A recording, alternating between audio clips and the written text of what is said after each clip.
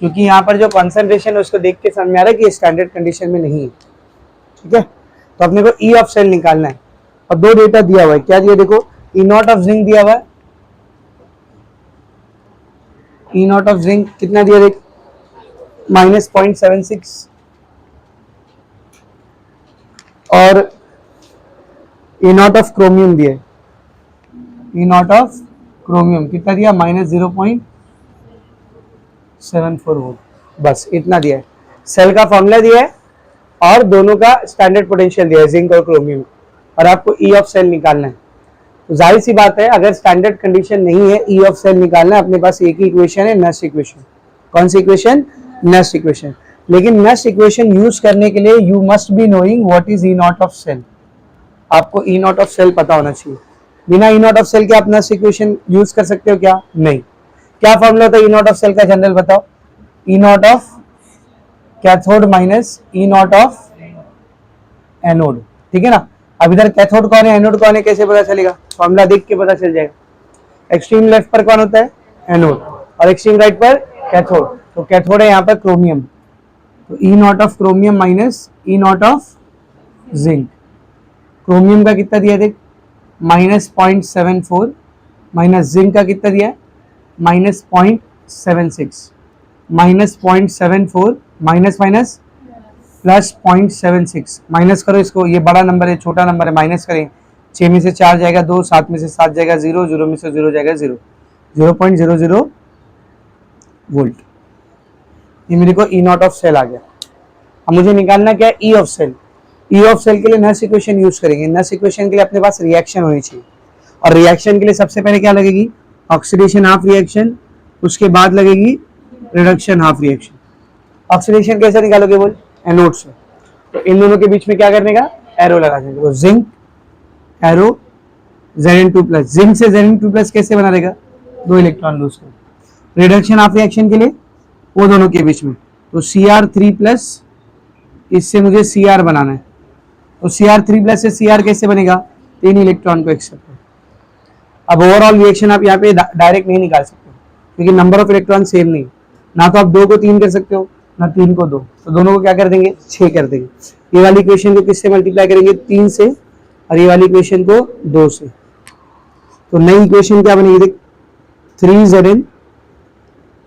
3Zn2+, 3 2 जा 6 electron, ये क्या बनेगा, 2Cr3+, 6 इलेक्ट्रॉन 2Cr। अब देखो ओवरऑल रिएक्शन क्या आएगी, फिर ओवरऑल रिएक्शन 6 इलेक्ट्रॉन से 6 इलेक्ट्रॉन कटेगा, क्या बचेगा बोलो, 3 zinc solid plus 2Cr3+ giving 3Zn2+ plus 2Cr solid. Correct है, ठीक है ना। अब बताओ इधर number of mole of electron कितना है, फिर कितने इलेक्ट्रॉन को काटे, 6 इलेक्ट्रॉन को ना, तो number of mole of electron लेंगे 6। अब using next equation at 25 degree Celsius, क्योंकि उसने क्वेश्चन में बोल दिया टेम्परेचर कितना लेना है, 25 डिग्री सेल्सियस लेना है ना। तो क्या होती है next equation, E of cell is equals to E naught of cell minus 0.0592/n log to the base 10 of. अब प्रोडक्ट में किसको लेंगे, देख इसको नहीं लेंगे ना क्योंकि वो सॉलिड है, इसको लिया जाएगा, जिंक का कॉन्सेंट्रेशन, और नंबर ऑफ मोल कितना है उसका 3, तो इधर पावर में 3 आएगा।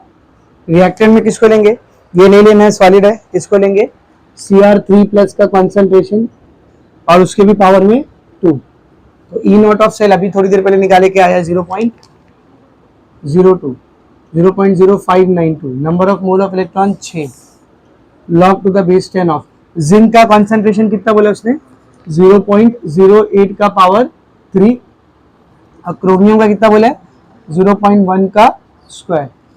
करेक्ट है, क्या हो जाए देखिए 0.02, इसको 6 से कैंसिल आउट करेंगे, 6 1 जा 6, 0.05 नहीं आता 6 के टेबल में, तो 0 करके इसको आगे भेजेंगे, है ना। 6 9 जा 54, कितना बचा 5, 6 8 जा बोलो 48 ना, कितना बचा रे 4, पॉइंट लगा, इसको 0 दे दो, 6 6 36, अब इधर 4 4 आता जाएगा, उधर 6 6 आता जाएगा, तो इस 6 को एक काम करो 7 बना, आगे 6 6 आने वाला है ना, तो उसको 7 कर दो, तो 0.00987।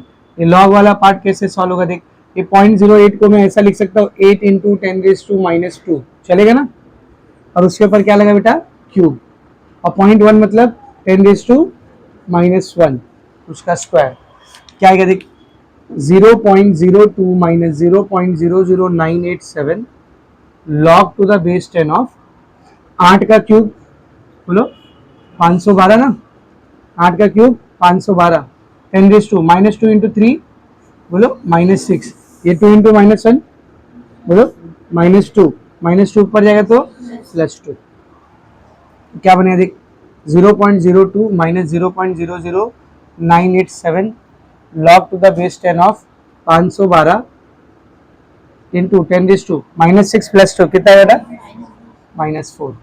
अब ये लॉग को दोनों में बांट देते हैं, 0.02 minus 0.00987 log A into log B क्या आएगा, sorry log A into B क्या आएगा बोल, log A plus log B, correct है, तो ये बन जाएगा 0.02 minus 0.00987 log 512 to the base 10, ये -4 इधर आ जाएगा ना, तो क्या बनेगा +-4 log 10 to the base 10, log 10 to the base 10 1 हो जाएगा, तो क्या है देखिए 0.02 माइनस 0.00987 512 का लॉग देखेंगे तो 3 नंबर है, 3 में से एक गया 2 पॉइंट, 51 का 2 देख तो कितना है, ये प्लस माइनस 4 ऐसे ही log 10 टू द बेस 10 1, ठीक है, 51 का 2 है क्या लॉग टेबल, नहीं है क्या,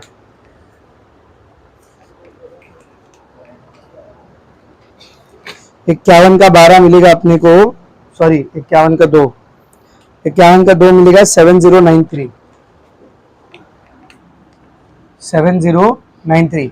अब देखिए 4 1 जा 4 और ये 2.79 है ना, ये माइनस में प्लस में, तो जाहिर सी बात है क्या होने वाला है माइनस होने वाला है, तो 4.0000 में से 2.7093 को माइनस करेंगे, लेकिन बड़ा नंबर माइनस में वो ध्यान देते हैं, ठीक है ना, तो ये 3 हो जाएगा, ये 9 ये 9 ये 9 ये 10 7 0 9 2, 3 में से 2 गया 1, पर बड़ा नंबर किस में था माइनस में, तो ये माइनस में आएगा, तो ये बनेगा 0.02 माइनस 0.00987 इंटू -1.2907, ठीक है, तो क्या हो जाएगा देखिए 0.02 माइनस माइनस प्लस, इन दोनों को मल्टीप्लाई करेंगे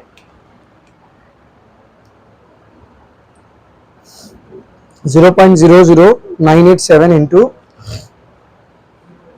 1.2907 0.012 कितना रहा बेटा 0.0127, ठीक है ना, या 13 लिख दो इसको, इधर आगे कुछ नहीं मतलब 0, दोनों को ऐड करेंगे कितना, ई ऑफ सेल 3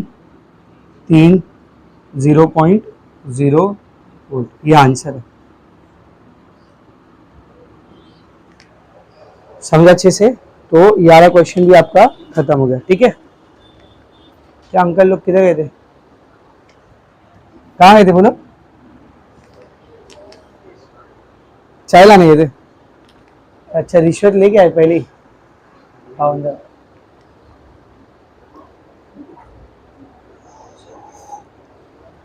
तो देखो मैंने आपको कल ही बता दिया था शायद कि कल जो हमने फॉर्मूले पढ़े वो चैप्टर के लास्ट फॉर्मूले, अब चैप्टर में कोई भी फॉर्मूला या डेरिवेशन नहीं, न्यूमेरिकल है, इजी वाले न्यूमेरिकल है, थ्योरी वाले, ऐसा सॉल्व करने वाले नहीं, थ्योरी वाले क्वेश्चन है, ठीक है ना, और यहाँ से भी चैप्टर में पूरी थ्योरी है, लाइन से अपने को डेली लाइफ में यूज होने वाले गैल्वेनिक सेल के बारे में पढ़ना है, मैंने आपको बताया भी था टोटल 5 गैल्वेनिक सेल को पढ़ना है, dry cell, lead acetate battery, mercury battery, nickel cadmium battery और फ्यूल सेल, एक एक करके 5 को पढ़ना है, लेकिन इन 5 को पढ़ाने से पहले मैं आपको बता दूं कि जो गैल्वेनिक सेल होते हैं जो हमको डेली लाइफ में हम लोग जिनको यूज करते हैं, गैल्वेनिक सेल बोलो या फिर और क्या बोलते हैं बेटा इनको, वोल्टेज सेल, इनकी 2 टाइप होती, कितनी टाइप होती है बोलो 2, एक होता है प्राइमरी गैल्वेनिक सेल और एक होता है secondary galvanic cell, primary galvanic cell और सेकेंडरी गैल्वेनिक सेल।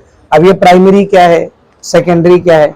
उससे पहले आप लोग मेरे को बताओ गैल्वेनिक सेल क्या होता है।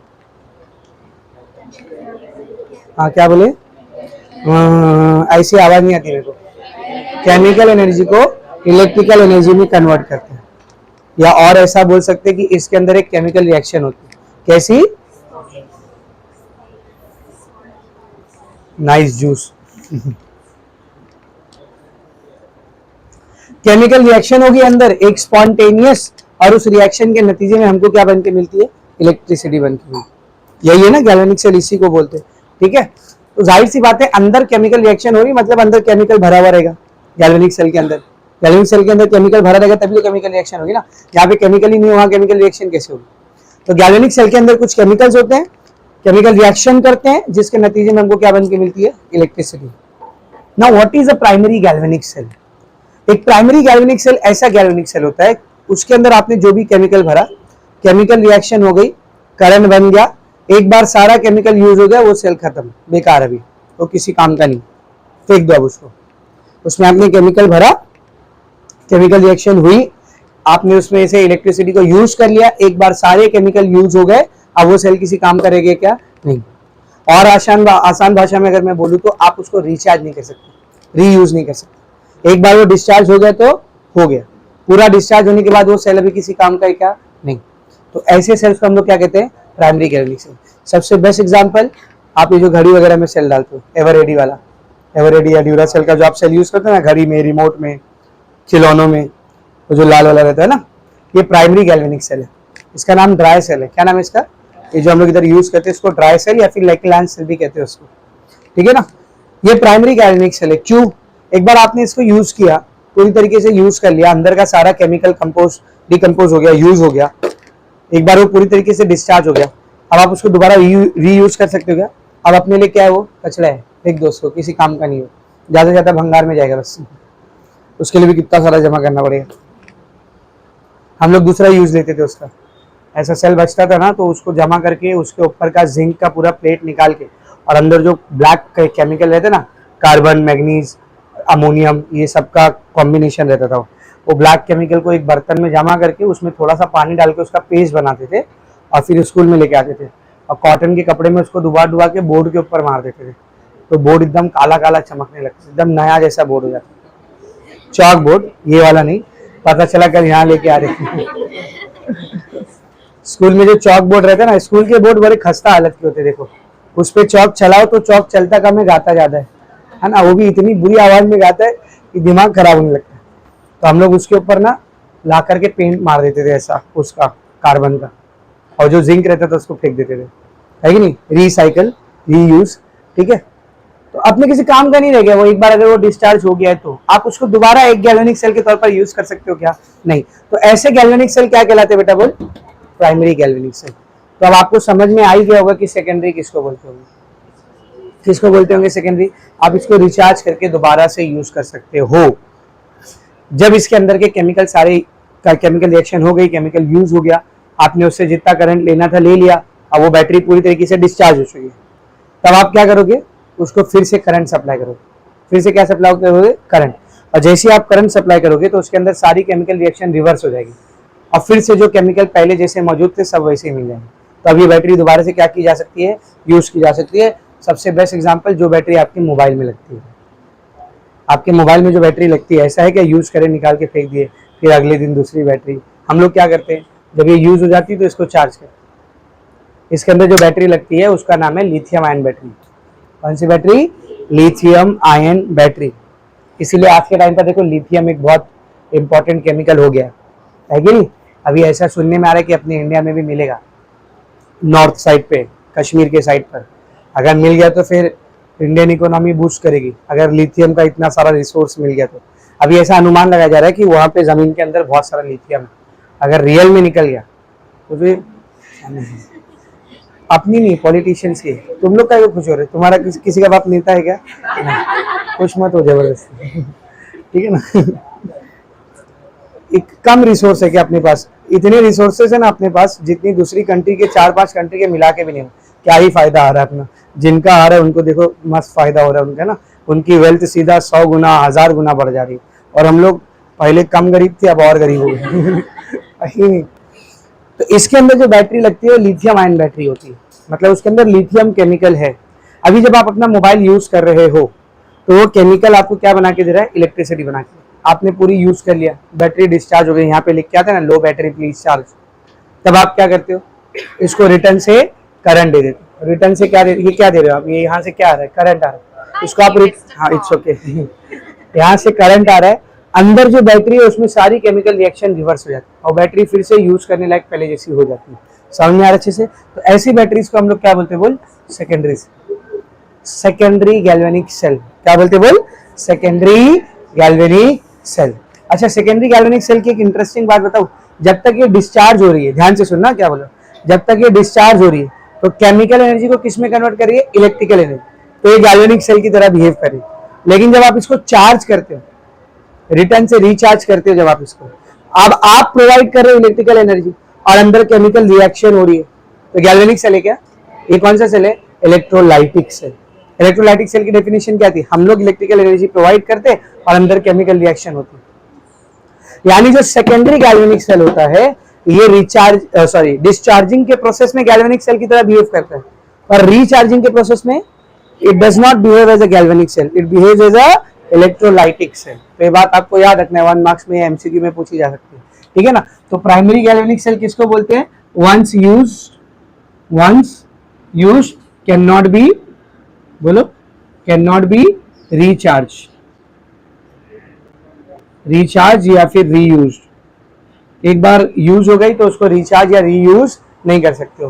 पर सेकेंडरी गैल्वेनिक सेल हम लोग किसको बोलते हैं, वंस यूज्ड और डिस्चार्ज, एक बार यूज हो गई या डिस्चार्ज हो गई तो ऐसे सेल को हम लोग क्या कर सकते हैं, देन कैन बी रिचार्ज और रीयूज,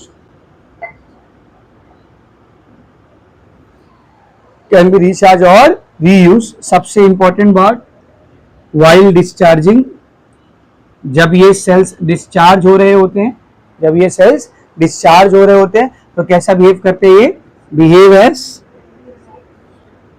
एज नहीं, डिस्चार्ज के टाइम जब डिस्चार्ज हो रहे तब कैसा बिहेव करेंगे, गैल्वेनिक सेल की तरह। कैसा बिहेव करेंगे, गैल्वेनिक सेल, मतलब केमिकल एनर्जी को किस में कन्वर्ट कर रहे होंगे बोल, केमिकल एनर्जी को इलेक्ट्रिकल एनर्जी में कन्वर्ट कर रहे होंगे। लेकिन जब ये रिचार्ज हो रहे होंगे, वाइल रिचार्जिंग, जब ये रिचार्ज हो रहे होंगे तब ये कैसा बिहेव करेंगे बोल, बिहेव एज इलेक्ट्रोलाइटिक सेल, मतलब ये इलेक्ट्रिकल एनर्जी को यूज कर रहे होंगे और उसको कन्वर्ट कर रहे होंगे किसमें, केमिकल एनर्जी, मतलब अंदर केमिकल रिएक्शन करा रहे होंगे। तो प्राइमरी गैल्वेनिक सेल क्या होता है, सेकेंडरी गैल्वेनिक सेल क्या होता है, एकदम अच्छे से समझा बेटा, ठीक है ना। अब प्राइमरी गैल्वेनिक सेल के लिए आपको आपके चैप्टर में 2 सेल दिया हुआ है, एक है ड्राई सेल और एक है मर्क्यूरी बैटरी। ड्राई सेल और मर्क्यूरी बैटरी, पता नहीं कि उसने टेक्स्ट बुक में ना मर्क्यूरी बैटरी को भी सेकेंडरी गैल्वेनिक सेल बोला है, लेकिन mercury battery secondary galvanic cell नहीं होती, it is a primary galvanic cell, ठीक है ना। या हो सकता है न्यू टेक्स्ट बुक में शायद उसने करेक्शन किया हो, मालूम नहीं, ठीक है। तो प्राइमरी गैल्वेनिक सेल में अपने को 2 सेल पढ़ने, कौन से 2 सेल पढ़ने बोलो, ड्राई सेल और मर्क्यूरी बैटरी। ड्राई सेल को बहुत डिटेल में पढ़ना है, मर्क्यूरी बैटरी को ज्यादा डिटेल में नहीं पढ़ना। समझ में आ रहा अच्छे से। अब ये ड्राई सेल कौन सा, यही एवरेडी ड्यूरासेल वाला, ठीक है ना। अब मर्क्यूरी बैटरी जो घड़ी में पड़ती ना, चिपटी वाली, गोल वाली सिल्वर कलर की, जो घड़ी में हम लोग डालते, लंबी चलती, बहुत चलती, देख कितना चलती वो, है कि नहीं। तो ड्राई सेल और मर्क्यूरी बैटरी ये 2 अपने को पढ़ना है किसमें बेटा, प्राइमरी गैल्वेनिक सेल में, ठीक है ना। और सेकेंडरी गैल्वेनिक सेल में भी अपने को 2 पढ़ना है, लेड एसीटेट बैटरी, कौन सी बैटरी, लेड एसीटेट बैटरी, जो कार और बाइक वगैरह में या इन्वर्टर वगैरह में यूज होती है, ठीक है ना। उसको लेड एक्यूमुलेटर बैटरी भी बोलते हैं, उसको लेड स्टोरेज बैटरी भी बोलते हैं, अभी देखेंगे, ठीक है ना। तो लेड एक्यूमुलेटर बैटरी या फिर लेड स्टोरेज बैटरी, ये अपने को पढ़ना है डिटेल में, एक सेकेंडरी सेल के तौर पर।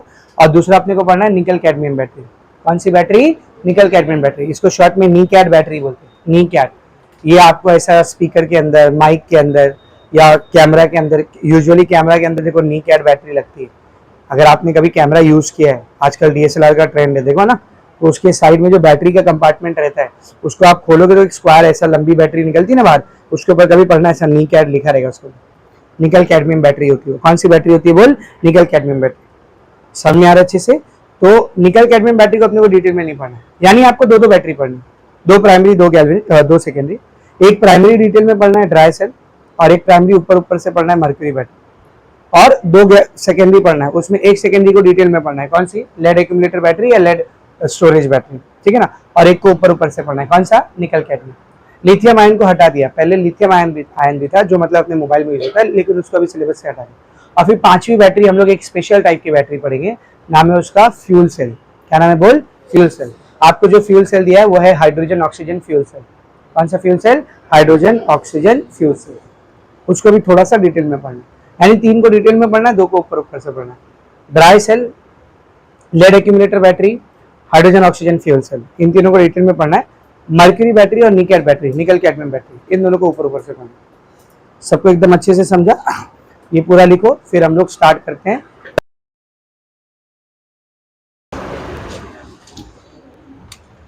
तो सबसे पहला सेल हम लोग स्टार्ट कर रहे हैं बेटा, ड्राई सेल या फिर लेक्लांस सेल भी आप उसको बोल सकते हो, ठीक है ना।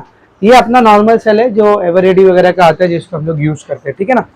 तो इसमें सबसे पहले आपको पढ़ना क्या क्या, सुनो। You have to study the construction, कैसे कंस्ट्रक्ट किया जाता है इस सेल को, व्हाट इज द कंस्ट्रक्शन। अब कंस्ट्रक्शन से तो जाहिर सी बात है डायग्राम भी आएगा, कंस्ट्रक्शन के साथ साथ और क्या क्या बोल? डायग्राम। कंस्ट्रक्शन और डायग्राम के बाद आप लोगों को एनोड के ऊपर होने वाली ऑक्सीडेशन हाफ रिएक्शन, कैथोड के ऊपर होने वाली रिडक्शन हाफ रिएक्शन और नेट सेल रिएक्शन पढ़ना है, और उसके बाद यूजेस वगैरह। समझ में आ रहा है अच्छे से? ठीक है ना। तो सबसे पहले हम लोग इसका कंस्ट्रक्शन स्टार्ट करते हैं, बहुत इजी, सब लोग बोर्ड पर ध्यान से देखो।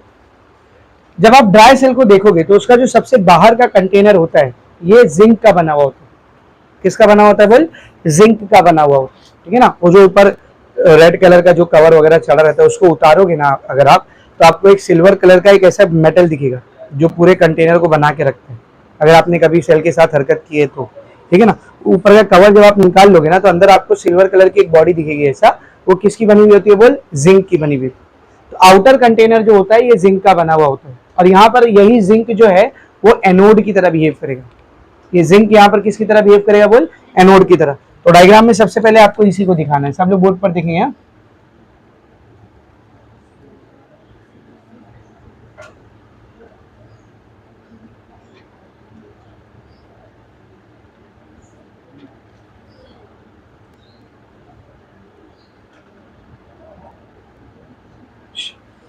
So the outermost container is made up of zinc,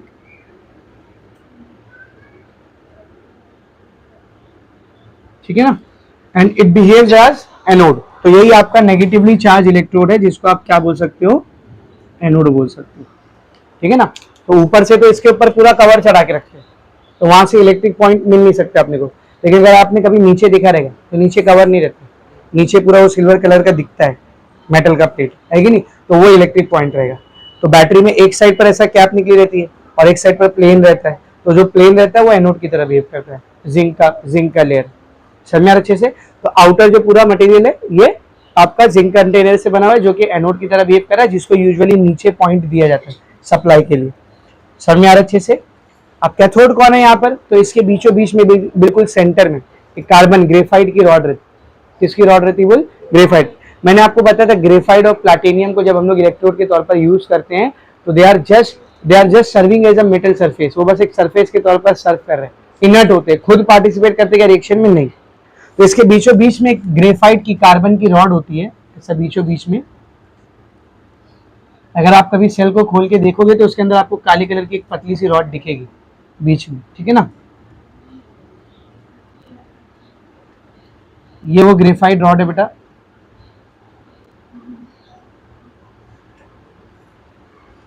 ठीक है ना।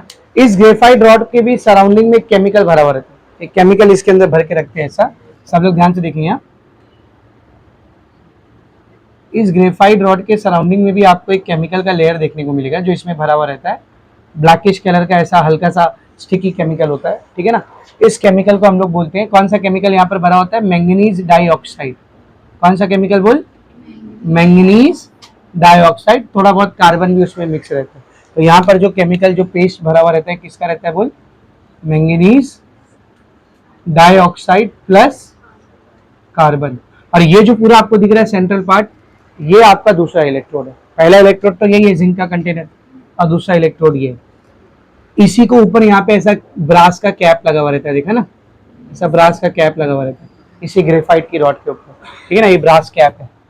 ऊपर जो आप कैप देखते हो वो ब्रास मटेरियल का बना हुआ होता है, ठीक है ना। तो ये वाला जो पॉइंट है आपका, ये पॉजिटिव इलेक्ट्रोड की तरह या फिर कैथोड की तरह बिहेव करता है। किसकी तरह बिहेव करता है बोल? कैथोड की तरह। तो अगर आपने कभी सेल को गौर से देखा होगा तो उसके जिस साइड पर कैप बनी हुई होती है ना, उधर प्लस लिखा रहता है सेल की बॉडी पे, और जिस साइड पर प्लेन रहता है ना, उधर माइनस लिखा रहता है। निकाल ही लेते हैं इसको। ये देखिए सेल है, ठीक है ना। ये देखिए ये आपका जिंक का कंटेनर, देखिए यहाँ कवर नहीं चढ़ाते हम लोग, बाकी पूरे पे कवर चढ़ाते। आप ये कवर को निकाल सकते हो खींच के, अभी मैं निकालूंगा नहीं, ठीक है ना। ये साइड पे पूरा कवर चढ़ रहता है, ये जिंक का आपका लेयर, इसको ऐसे ही खाली छोड़ते हैं। पूरा बना जिंक है, लेकिन सप्लाई खाली यहाँ पे देते हैं हम लोग, मतलब इधर पे कनेक्शन आ सकता है, इधर कवर नहीं किया हमने। तो ये नेगेटिव इलेक्ट्रोड की तरह बिहेव कर रहा है, दिस इज एनोड। और ये जो ऊपर कैप दिख रहा है, ये ब्रास का कैप होता है। ये जो कैप दिख रहा है, इसको निकाल सकते हो आप ऐसा।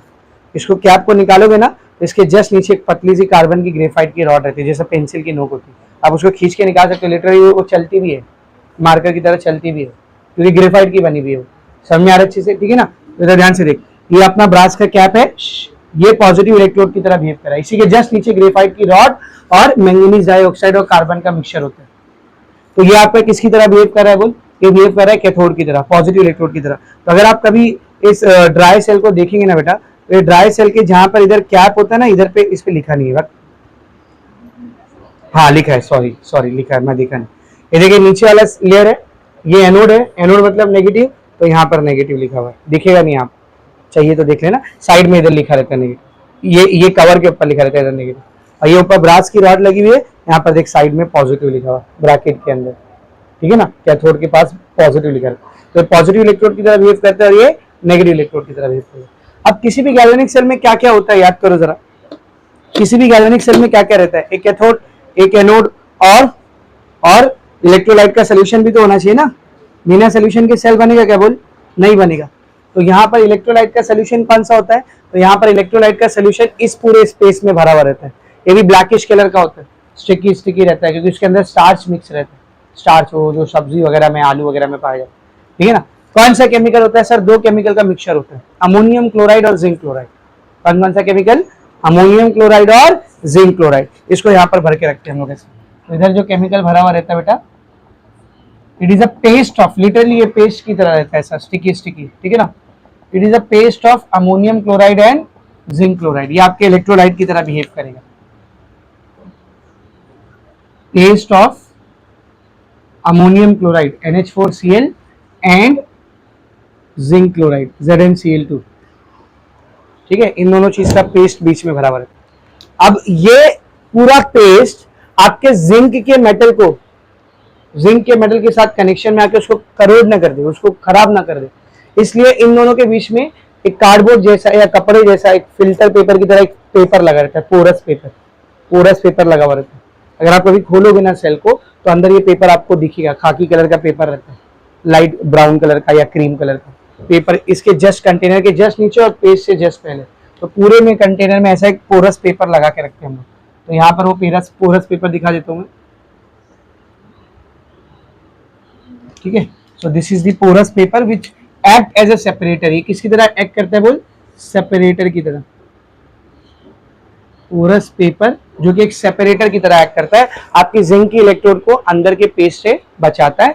यहां पर आपके ड्राई सेल का कंस्ट्रक्शन और डायग्राम फिनिश, बस इतना ही समझाना, इससे ज्यादा नहीं। और डायग्राम भी यही बनाना, मार्क्स मिलेगा। समझा अच्छे से? तो अगर ड्राई सेल का कंस्ट्रक्शन पूछा है तो डायग्राम बना के एक्सप्लेन कर लेंगे। कितना आसान है, कितना सिंपल है, समझ आया सबको अच्छे से? अब इसकी सेल रिएक्शन देखते हैं। सर कंस्ट्रक्शन कहाँ पर दिया है ये सब? ये देखो पेज नंबर 110, ये पूरा लास्ट का 2 पैराग्राफ कंस्ट्रक्शन है और ये रहा डायग्राम। मिला? सी डायग्राम भी पूछ सकते हैं आपको, draw the diagram showing construction of dry cell, neat and label diagram. तो आपको सिर्फ डायग्राम भी आ सकता है, सिर्फ डायग्राम बनाने के लिए भी आपको आ सकता है, ठीक है ना। Now let us see the reactions, क्या रिएक्शन होती है यहाँ पर। तो सबसे पहले एनोड पर होने वाली ऑक्सीडेशन रिएक्शन देखते हैं। तो सब लोग ध्यान से देखो, oxidation half reactions at anode. आपको सिर्फ रिएक्शन भी पूछी जा सकती है। Write down the oxidation and reduction half reaction taking place in dry cell, या net cell reaction of dry cell, ऐसा सिर्फ रिएक्शन भी पूछी जा सकती है। तो ये सब रिएक्शन आपको याद रखनी पड़ेगी। तो सब लोग ध्यान से देखो, एनोड किसका बना हुआ था रे? एनोड किसका बना हुआ था? जिंक का। तो जिंक का यहाँ पर क्या होने वाला है? ऑक्सीडेशन। ऑक्सीडेशन बोले तो लॉस ऑफ इलेक्ट्रॉन, ठीक है ना। तो ये जिंक है, ये ऑक्सीडेशन करेगा, मतलब Zn2+ में कन्वर्ट हो जाएगा और 2 इलेक्ट्रॉन को लॉस कर। तो ये रिएक्शन हो रही है एनोड के ऊपर। ये रिएक्शन हो रही है कहाँ पर बेटा? एनोड के ऊपर। आपका जो जिंक सॉलिड है, अच्छा इसको ड्राई सेल की बोलते हैं, वो बताना भूल गया मैं। यहाँ पे जो भी चीज आपको दे रही है ना, सब सॉलिड फॉर्म में, कोई भी लिक्विड सोल्यूशन नहीं। ये भी पेस्ट की तरह है, सेमी सॉलिड पेस्ट की तरह है ना। अंदर ये जो भरा हुआ है वो भी पेस्ट की तरह है, ये भी सॉलिड, ये भी सॉलिड, सब कुछ सूखा है, कुछ भी लिक्विड की तरह नहीं। इसलिए इसको क्या बोलते हैं हम लोग? बोल ड्राई सेल। ये भी एक ड्राई सेल है, मर्क्यूरी बैटरी भी एक ड्राई सेल है, निकल कैडमियम बैटरी भी एक ड्राई सेल है। इसमें कुछ भी लिक्विड फॉर्म में नहीं होता, सब सॉलिड फॉर्म में होता है, सॉलिड या तो पेस्ट के फॉर्म में। इसीलिए इसको क्या बोलते हैं हम लोग? बोल ड्राई सेल बोलते हैं। समझ में आ रहा है अच्छे से? इसी तरीके से खैर वापस से इधर आते हैं। तो जिंक सॉलिड है, ये कौन सा आयन बना रहा है? Zn2+ आयन बना रहा है। अब कितने इलेक्ट्रॉन यहाँ पर रिलीज हो रहे हैं? 2 इलेक्ट्रॉन। ये सब होगा कब? जब आप इन दोनों पॉइंट को एक्सटर्नल सर्किट के थ्रू कनेक्ट करेंगे। आप जहां पर भी इस सेल को लगाते हो, जहां पर भी आप इस सेल को लगाते हो, जैसे अभी हम लोग घड़ी में लगा रहे हैं फिलहाल के तौर पर, है ना, हम लोग यहाँ पे घड़ी में लगाए। तो इसका काम क्या है? इलेक्ट्रिसिटी दे करके ये मोटर को चलाना, ये इसका काम है। तो ये मोटर को इलेक्ट्रिसिटी जाए, इसके लिए 2 कनेक्शन के पॉइंट रहते हैं, 2 सप्लाई रहते हैं। एक यहाँ पे मेटल लगी रहती दिख रहा है, और एक यहाँ पे मेटल लगी रहती है ना। तो जैसे आप इन दोनों के बीच में सेल को लगाओगे ना बेटा, तो ये जो एक्सटर्नल सर्किट में कनेक्ट हो जाएगा। ये क्या हो गया? एक्सटर्नल सर्किट में कनेक्ट हो गया। तो इसको दिखाने के लिए मैं यहाँ पर क्या कर रहा हूँ, समझो वायर दिखा दे रहा हूँ। तो समझिए, एनोड से एक वायर निकला, एक्सटर्नल सर्किट, यहाँ पे समझो ऐसा बल्ब लगा हुआ है ऐसा, ठीक है, और ये कैथोड से एक वायर निकला। तो जैसे ही आप दोनों पॉइंट से इसको कनेक्ट करोगे, बल्ब क्या होगा? जलने लगेगा। बचपन में करते थे ना अपन, कैप लेके छोटी वाली एलईडी खरीद के जलाए, जला हर है कि नहीं, तो बल्ब जलने लगे। क्यों जलेगा?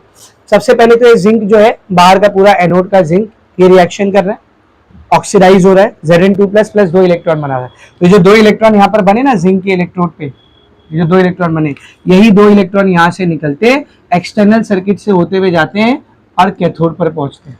कहाँ पहुंचते हैं? बोल कैथोड से। तो जब इलेक्ट्रॉन फ्लो कर रहा है, मतलब क्या फ्लो कर रहा है? करंट फ्लो कर रहा है, तो ये बल्ब जलता है। समझा? अब ये इलेक्ट्रॉन कहाँ पहुंच गया बेटा? बोल कैथोड पर पहुंच गया। अब इधर होगी रिएक्शन जो भी होनी, अब कैथोड पर होगी रिएक्शन। तो अब देखते कैथोड पर होने वाली reaction, reduction half reaction at cathode. Cathode के ऊपर कौन सी हाफ रिएक्शन होती है? Reduction half reaction. तो कैथोड के ऊपर ये जो बीच में आपने केमिकल भरा हुआ है ना, कौन सा? NH4Cl।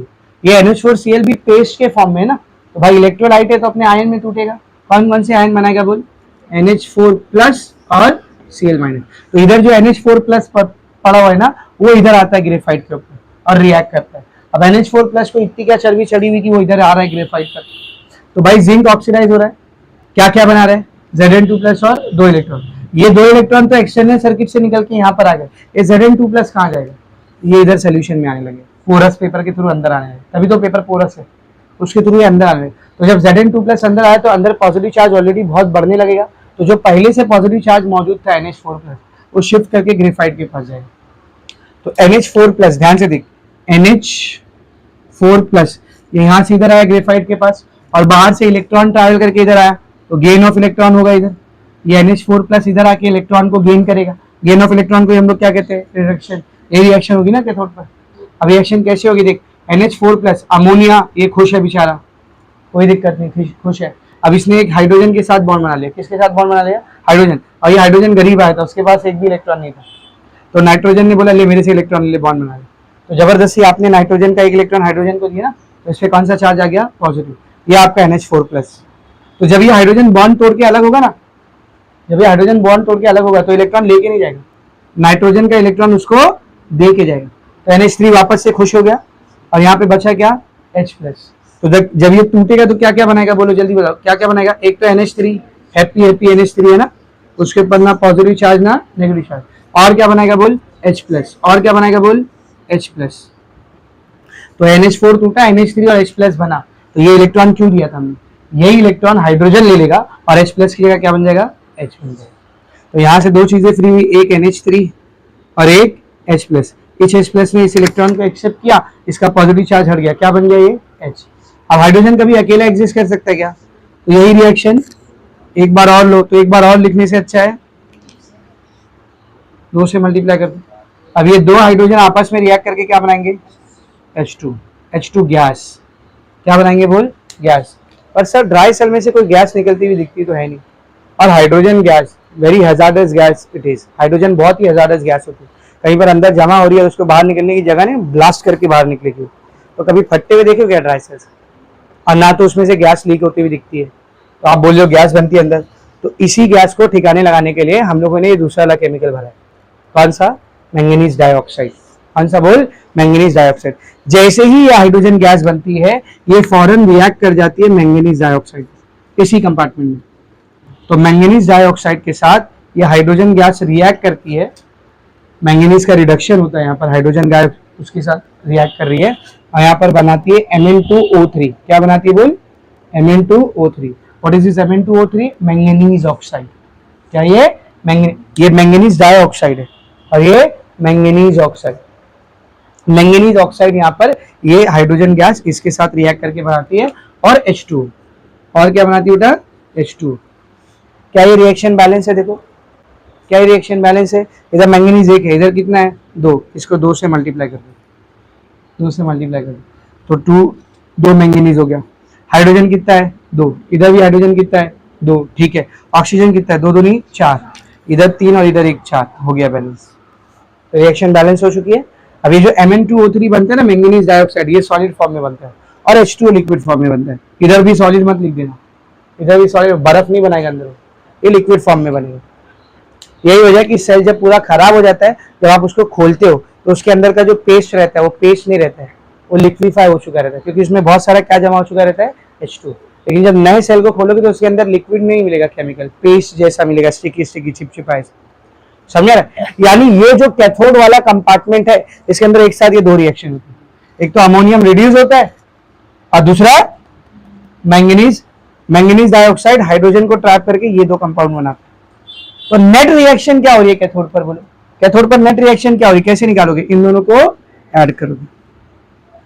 तो जब ये दोनों को ऐड करोगे, इधर भी हाइड्रोजन है इधर भी हाइड्रोजन है, क्या हो जाएगा, कैंसिल हो जाएगा। तो रिएक्शन क्या बच रही बता, 2NH4 plus 2 electron forming 2NH3 plus Mn2O3 solid plus H2O liquid. इसको सॉलिड मत लिखो, ये भी गैस ही रहती है। उसका क्या होगा अभी बताता हूं मेरे को, ये भी अभी ऐसी ही रहेगी, इसको भी ठिकाने लगाएंगे हम लोग, डोंट वरी। क्या वो सॉलिड।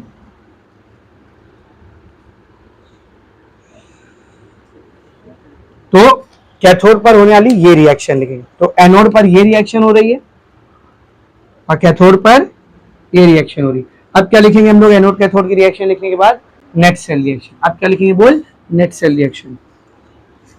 तो नेट सेल रिएक्शन, और क्या बोल सकते हैं इसको, ओवरऑल रिएक्शन, ठीक है ना। तो क्या है, देख नेट सेल रिएक्शन, पहली रिएक्शन क्या थी बेटा, जिंक गिविंग Zn2++ 2 इलेक्ट्रॉन, ये आपकी oxidation half reaction. Reduction half reaction, cathode पर कौन सी रिएक्शन हो रही है, ये वाली की ये वाली, ना ये वाली ना ये वाली, दोनों का रिजल्ट ये वाला 2NH4+ 2MnO2+, 2 electron giving 2NH3 plus Mn2O3 plus H2O। तो दोनों को ऐड कर देंगे तो नेट सेल रिएक्शन मिलेगी। क्या क्या कैंसिल होगा इधर, 2 इलेक्ट्रॉन से 2 इलेक्ट्रॉन कैंसिल। तो क्या आएगी देख net cell reaction, zinc solid plus 2NH4 plus 2MnO2 solid giving Zn2++ 2NH3 plus Mn2O3 solid plus H2O liquid. So this is the net cell reaction taking place inside a dry cell. Dry cell के अंदर ये net cell reaction होती है, cathode की reaction होगी, anode की reaction होगी, anode की रिएक्शन, कैथोड की रिएक्शन, नेट सेल रिएक्शन। सबको एकदम अच्छे से समझ में आया बेटा, ठीक है ना। अब जरा याद करो, मैंने आपको केमिस्ट्री में एक चैप्टर पढ़ाया कोऑर्डिनेशन कंपाउंड, याद है कैसे बनता है कोऑर्डिनेशन कंपाउंड। उसमें एक सेंट्रल मेटल एटम होता है, जो यूजुअली कौन से ब्लॉक से आता है, डी ब्लॉक से। याद है, मैंने आपको मेटल्स याद भी कराया था, साइंस टीचर वेरी क्रेजी, याद है, याद भी कराया था। वो सेंट्रल मेटल एटम बीच में रखा होता है, उसके सराउंडिंग में कौन आते हैं, लिगैंड्स।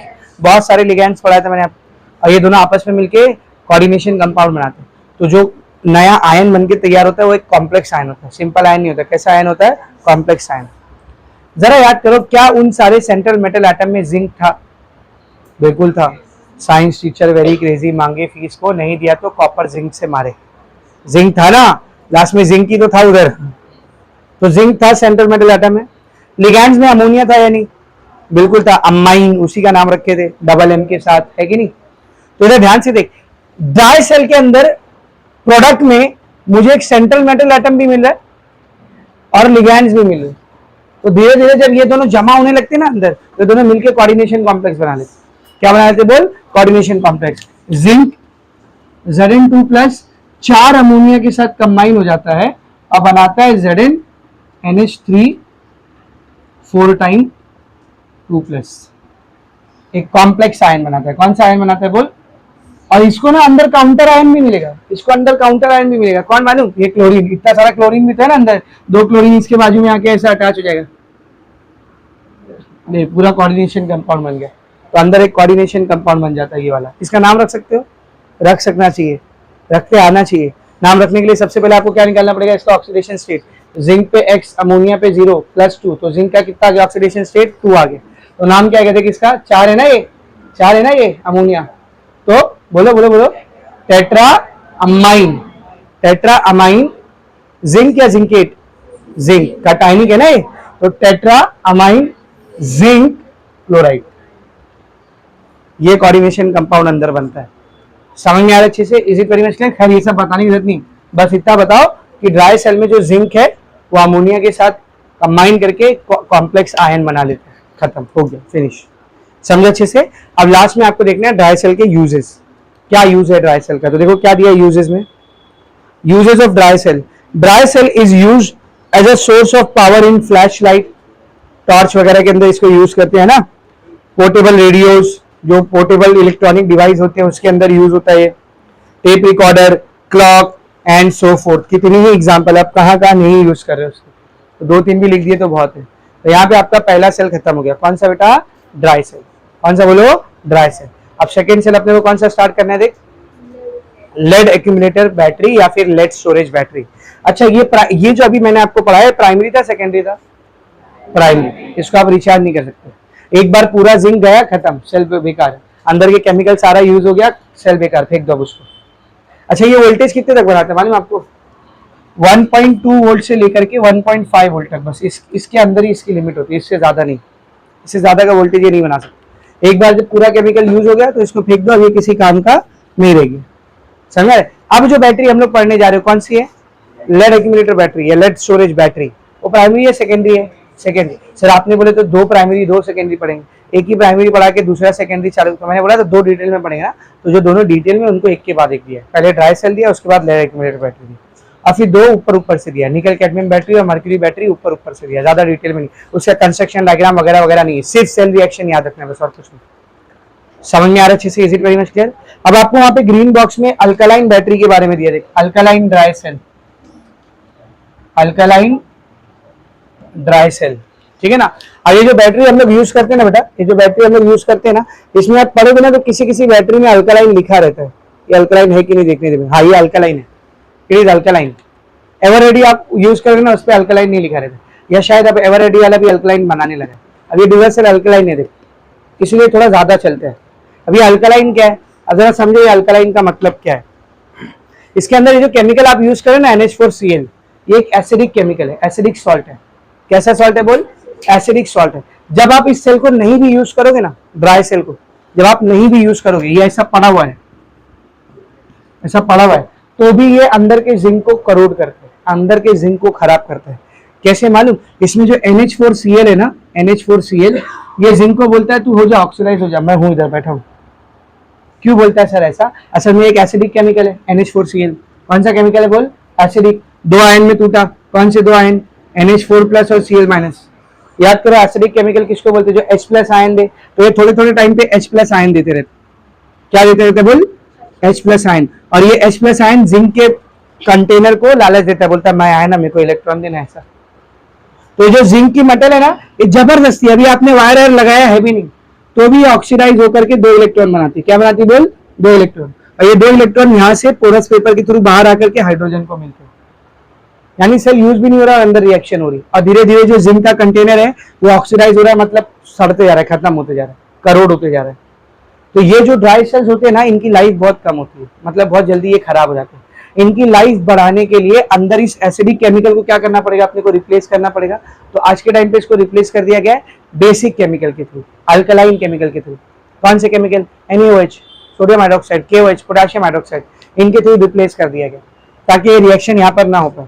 तो ऐसी जो बैटरी होती है जिसमें इन केमिकल्स की जगह पर ये NH4Cl और ZnCl2 की जगह पर NaOH या KOH केमिकल यूज होता है, ZnCl2 के साथ कोई अल्कलाइन केमिकल यूज होता है, तो ऐसा ड्राई सेल क्या कहलाता है बोल? Alkaline dry cell. आप कभी भी देखोगे ना, अल्कलाइन ड्राई सेल की जो लाइफ होती है वो ज्यादा होती है, वो एसिडिक ड्राई सेल से ज्यादा चलता है। एक एसिडिक सेल लो, एक अल्कलाइन सेल लो, और दोनों को सेम टाइम पे खरीदो, सेम तरीके के इंस्ट्रूमेंट के अंदर एक ही टाइम पर डालो, पक्का है, गारंटी है, जो एसिडिक सेल रहेगा ना वो जल्दी खराब होगा, वो जल्दी बंद पड़ जाएगा, और जो अल्कलाइन है उससे ज्यादा ही चलेगा। समझ आ रहा है? डुअल वाला एक एड भी बनाता था, वो गुड्डा रहता था टेडी बियर, चढ़ते ही जाते हैं, चढ़ते ही जाते हैं, चढ़ते हैं, रुकते ही नहीं। अब बाजू में लाल वाला गुड्डा पहले तक के हार जाते, वो इसीलिए बनाता था वो, क्योंकि उसकी बैटरी अल्कलाइन बैटरीज होती है, उसकी लाइफ ज्यादा रहती है। समझा रहे? अब आज के टाइम पे सारी बैटरी ऐसी नहीं रहेगी, ये मैंने आपको एक ड्राई सेल का एक जनरल कंस्ट्रक्शन बताया कि ऐसा बनता है। अब इतनी बड़ी बड़ी कंपनी है, हजारों करोड़ों रुपए की कंपनी है कि नहीं? तो वो लोग अपने यहाँ R&D डिपार्टमेंट रखती है, रिसर्च एंड डेवलपमेंट डिपार्टमेंट, याद है ना? वहाँ पे कंटिन्यूसली रिसर्च चलती है, सेल्स को कैसे और अच्छा किया जाए, है ना? वो लोग उसकी लाइफ बढ़ाने की सोचते हैं। लेकिन इन जनरल अगर आपसे कोई पूछे एक नॉर्मल ड्राई सेल और अल्कलाइन ड्राई सेल, इन दोनों में किसकी लाइफ ज्यादा रहेगी? अल्कलाइन ड्राई सेल, क्योंकि जो नॉर्मल एसिडिक ड्राई सेल होता है जिसमें NH4Cl भरा हुआ होता है, वो जिंक को जबरदस्ती करोड करता है, जिंक को जबरदस्ती खराब करता है। समझ आ अच्छे से? तो आप जब भी ड्राई सेल खरीदते हो ना, तो एक चीज नोटिस करने का, उसके ऊपर अल्कलाइन लिखा है या नहीं, क्योंकि पैसा दोनों का उतना ही लगता है, पैसा दोनों का उतना ही लगता है, लेकिन ये कॉस्ट इफेक्टिव होती है, ऑलमोस्ट उसका डबल चलती है अल्कलाइन बैटरी। तो आप जब भी ड्राई सेल खरीदोगे ना, उसके ऊपर अल्कलाइन लिखा रहता है, इसके ऊपर यहाँ पे लिखा हुआ है। एक तो सारे लोग ऐसा लिखते हैं कि पढ़ के भी नहीं आते, वो एकदम हल्का सा वहां पे लिखा हुआ है अल्कलाइन बैटरी, ऐसा लिखा हुआ है। समझ आ रहा अच्छे से? इसे तो ड्राई सेल खरीदने का तो अल्कलाइन खरीदने का, उसकी लाइफ ज्यादा होती है। तो ग्रीन बॉक्स में आपको अल्कलाइन ड्राई सेल के बारे में समझाया, अच्छे से समझा? इसको लिखो, फिर लेड एक्यूमुलेटर बैटरी स्टार्ट करते हैं, जल्दी लिखेंगे। हम लोग स्टार्ट करें बेटा लेड एक्यूमुलेटर बैटरी, या फिर लेड एक्यूमुलेटर, या सॉरी लेड स्टोरेज बैटरी, ठीक है ना? ये आपने देखा है ऑटोमोबाइल इंजन, ऑटोमोबाइल वगैरह में यूज होती है, मतलब कार में, बाइक में ऐसा डब्बे जैसी रहती ना, इसको यूज करते। बाइक में थोड़ी छोटी रहती, कार में थोड़ी बड़ी रहती। गांव वगैरह में आपने देखा रहेगा इन्वर्टर में भी लगी रहती है बैटरी। अगर गांव में अगर आप कभी गए हो तो गांव में इन्वर्टर रखे होते हैं, लाइट वगैरह बहुत जाती है ना उधर, तो इन्वर्टर के अंदर भी यही बैटरी लगी हुई रहती है, लेड एक्यूमुलेटर बैटरी या लेड स्टोरेज बैटरी। कैसी बनी होती है बैटरी? सबसे पहले कंस्ट्रक्शन देखते हैं, और जाहिर सी बात है कंस्ट्रक्शन के साथ ही आपको क्या देखना है? वर्किंग। तो जाहिर सी बात है गैल्वेनिक सेल है, तो गैल्वेनिक सेल में एक कैथोड रहेगा और एक एनोड रहेगा। तो यहाँ पर कैथोड कौन होता है, एनोड कौन होता है, वो आपको याद रखना है। दोनों ही लेड की प्लेट होती है। किसकी प्लेट होती है बेटा? लेड। लेड समझते हैं बेटा? एक मेटल है लेड, सिंबल उसका पीबी। क्या सिंबल उसका? पीबी। उर्दू में सीसा बोलते हैं उसको, सीसा, शीशा नहीं, शीशा इसको बोलते हैं जिसमें हम लोग चेहरा देखते हैं। एक सीसा होता है छोटी सीन के साथ, बिना नुक्ते के साथ, है कि नहीं? उसको लेड बोलते हैं। क्या बोलते हैं उसको? बोल, बस ज्यादा सीसू मत करो, किसी की सूसू निकल जाएगी। सीसा सीसा लगा के रखते हैं। मेरे को कैसे पता चला था? हम लोग क्या आप ही जी समझाए थे हम लोग को। गाना ना बहुत सुनते थे, बोले गाना सुनने का नहीं, जहन्नम में जाओगे ना तो पिघला हुआ सीसा तुम लोग के कान में डालेंगे। मतलब ये सीसा क्या होता है? तो बताए सीसा मेटल रहती है, लेड की, ऐसा। आप ही जी पढ़े लिखे भाई एकदम, ठीक है ना? छोड़ो। लेड एक्यूमुलेटर बैटरी या लेड स्टोरेज बैटरी, इसके नाम में लेड आ रहा है क्योंकि इसमें जो कैथोड और एनोड यूज होता है दोनों ही लेड की प्लेट्स होती है। क्या होती है बोल? प्लेट्स। प्लेट समझ रहे ना? ऐसा पूरा ऐसा प्लेट रहेगी ऐसा, ठीक है? लेकिन अभी हम लोग डायग्राम में ऐसा दिखाएंगे नहीं, ऐसा प्लेट रहेगी पूरा। हम लोग डायग्राम में ऐसा पूरी प्लेट नहीं दिखाएंगे। इसको सामने से देखेंगे तो क्या दिखेगा? एक लाइन दिखेगी ना, तो ऐसा दिखाएंगे हम लोग, पूरी प्लेट नहीं दिखाएंगे, ठीक है ना? और दोनों कैथोड और एनोड दोनों लेड का ही बना होता है। फर्क से कितना होता है? एक इलेक्ट्रोड जो रहता है वो स्पॉन्जी लेड का बना होता है। किसका बना होता है? Spongy lead. अब ये स्पॉन्जी लेड क्या होता है, लेड को क्या करते हैं, जिंक के साथ रिएक्ट करके उसके ऊपर थोड़ी सी प्रोसेसिंग करते हैं, तो ये स्पॉन्ज जैसा दिखने लगता है, उसको स्पॉन्जी लेड कहते हैं। आप नेट पे डालोगे ना स्पॉन्जी लेड, तो आपको उसका ब्लॉक दिखेगा सीधे, एक ऐसा प्लेट दिखेगी उसकी। तो एक इलेक्ट्रोड स्पॉन्जी लेड की बनी हुई होती है। दूसरी इलेक्ट्रोड को कैसा बनाते हैं मालूम, लेड की प्लेट लेते हैं और उसके ऊपर लेड ऑक्साइड PbO2 उसका लेयर चढ़ाते, किसका लेयर चढ़ाते बोल, लेड ऑक्साइड। तो एक इलेक्ट्रोड सिर्फ लेड का बना हुआ रहेगा, स्पॉन्जी लेड का, और एक इलेक्ट्रोड पे लेड के साथ साथ PbO2 भी रहेगा। समझ में आ रहा अच्छे से? तो जो सिर्फ लेड का बना हुआ होता है उसको हम लोग कैथोड कहते हैं। क्या कहते हैं बोल, कैथोड, नहीं सॉरी, उसको एनोड कहते हैं। और जो लेड ऑक्साइड के साथ होता है उसको हम लोग कैथोड कहते हैं, ठीक है ना। लेकिन जब भी ये बैटरी बनाई जाती है ना, तो इसमें एक एक इलेक्ट्रोड नहीं यूज करते, एक से ज्यादा करते। नाम में फर्क देखो, इससे पहले मैंने लिखा था ड्राई सेल, यहाँ पर मैंने लिखा है लेड एक्यूमुलेटर बैटरी। जब एक कैथोड और एक एनोड से गैल्वेनिक सेल बनता है तो उसको सेल कहते हैं, उसको क्या कहते हैं बोल, सेल। लेकिन कई सारे कैथोड कई सारे एनोड यूज करते हैं हम लोग, तो उसमें एक सेल नहीं बन रहा है, बहुत सारे सेल बन रहे हैं और सारे सेल का पोटेंशियल मिल करके जनरेट हो रहा है, तो ऐसा इक्विपमेंट बैटरी कहलाता है। क्या कहलाता है बोल, बैटरी। तो इसका डायग्राम कैसा दिखाओगे, देख, सबसे पहले एक कंटेनर रहेगा, जो डब्बा रहता है अपना, काफी स्ट्रॉन्ग पॉलीमर का बना हुआ रहता है वो, क्योंकि इसके अंदर ना एसिड भरने का भी, वो भी नॉर्मल एसिड नहीं, king of all the acid H2SO4। तो ये जो कंटेनर होता है काफी स्ट्रॉन्ग मटेरियल का बना होता है, पॉलीमर का बना हुआ होता है, ठीक है ना। तो एक स्ट्रॉन्ग मटेरियल का ऐसा एक कंटेनर रहेगा, इस कंटेनर के अंदर लेड की इलेक्ट्रोड रहेगी, ठीक है ना, कैथोड और एनोड। और कैसे लगाते हैं, अल्टरनेट लगाते हैं, एक कैथोड एक एनोड, एक कैथोड एक एनोड, एक कैथोड एक एनोड। ऐसा नहीं कि अगर 6 प्लेट लगी तो 3 कैथोड की एक तरफ 3 एनोड की एक तरफ, ऐसा नहीं, अल्टरनेट लगाते। समझ में आ रहा अच्छे से? तो देख, कैथोड की प्लेट्स को हम लोग ऐसा दिखा देते हैं, या समझो ये एनोड की प्लेट है, लेड की बनी हुई है, ये कैथोड की प्लेट है, इस पे लेड के साथ साथ PbO2 का लेयर भी है, ठीक है ना। तो दोनों में डिफरेंस दिखाना पड़ेगा आपको, दोनों में डिफरेंस। अच्छा ये तो ऐसा पेंसिल से भर दो इसको, जैसा टेक्स्ट बुक में देख, उसने एक बिना भरा हुआ दिखा, एक भरा हुआ दिखा, आपके ऊपर आप कैसा डिस्टिंग्विश कर रहे हो दोनों में, ठीक है ना। तो फिर से एक कैथोड एनोड रहेगा और फिर एक कैथोड, ठीक है, ऐसी अल्टरनेट चलता रहेगा। वापस से एक एनोड, फिर से एक कैथोड। तो टोटल कितनी प्लेट दिखाया मैंने, देखे यहाँ पे 6 प्लेट, मतलब 3 सेल, एक कैथोड एक एनोड एक सेल, एक कैथोड एक एनोड एक सेल, एक कैथोड एक एनोड एक सेल, तो ऐसा 3 सेल है टोटल। तो इसका हम लोग सेल नहीं बोलेंगे, अब जो बन के तैयार हो रहा है इसको क्या बोलेंगे, बैटरी बोलेंगे। क्या बोलेंगे बेटा बोल, बैटरी बोलेंगे। समय अच्छे से, वोल्टेज ज्यादा मिलेगा यहाँ पे। लाइक अगर एक कैथोड एक एनोड यूज करते तो ये आपको 2 वोल्टेज का पोटेंशियल बना के, 3 यूज करें तो 2 4 6, 4 यूज करेंगे तो 8, 5 यूज करेंगे तो 10, 6 यूज करेंगे तो 12, ऐसा जितना वोल्टेज चाहिए उतनी ज्यादा प्लेट्स आपको अंदर यूज करनी पड़ेगी। ये सारी प्लेट्स आपस में एक साथ कनेक्टेड रहेगी और ये सारी प्लेट्स आपस में एक साथ कनेक्टेड रहेगी, ठीक है ना। तो ये इलेक्ट्रोड का कनेक्शन हो गया। अब अंदर कोई ना कोई केमिकल भी तो भरा हुआ होना चाहिए, तो अंदर केमिकल भरा होता है H2SO4।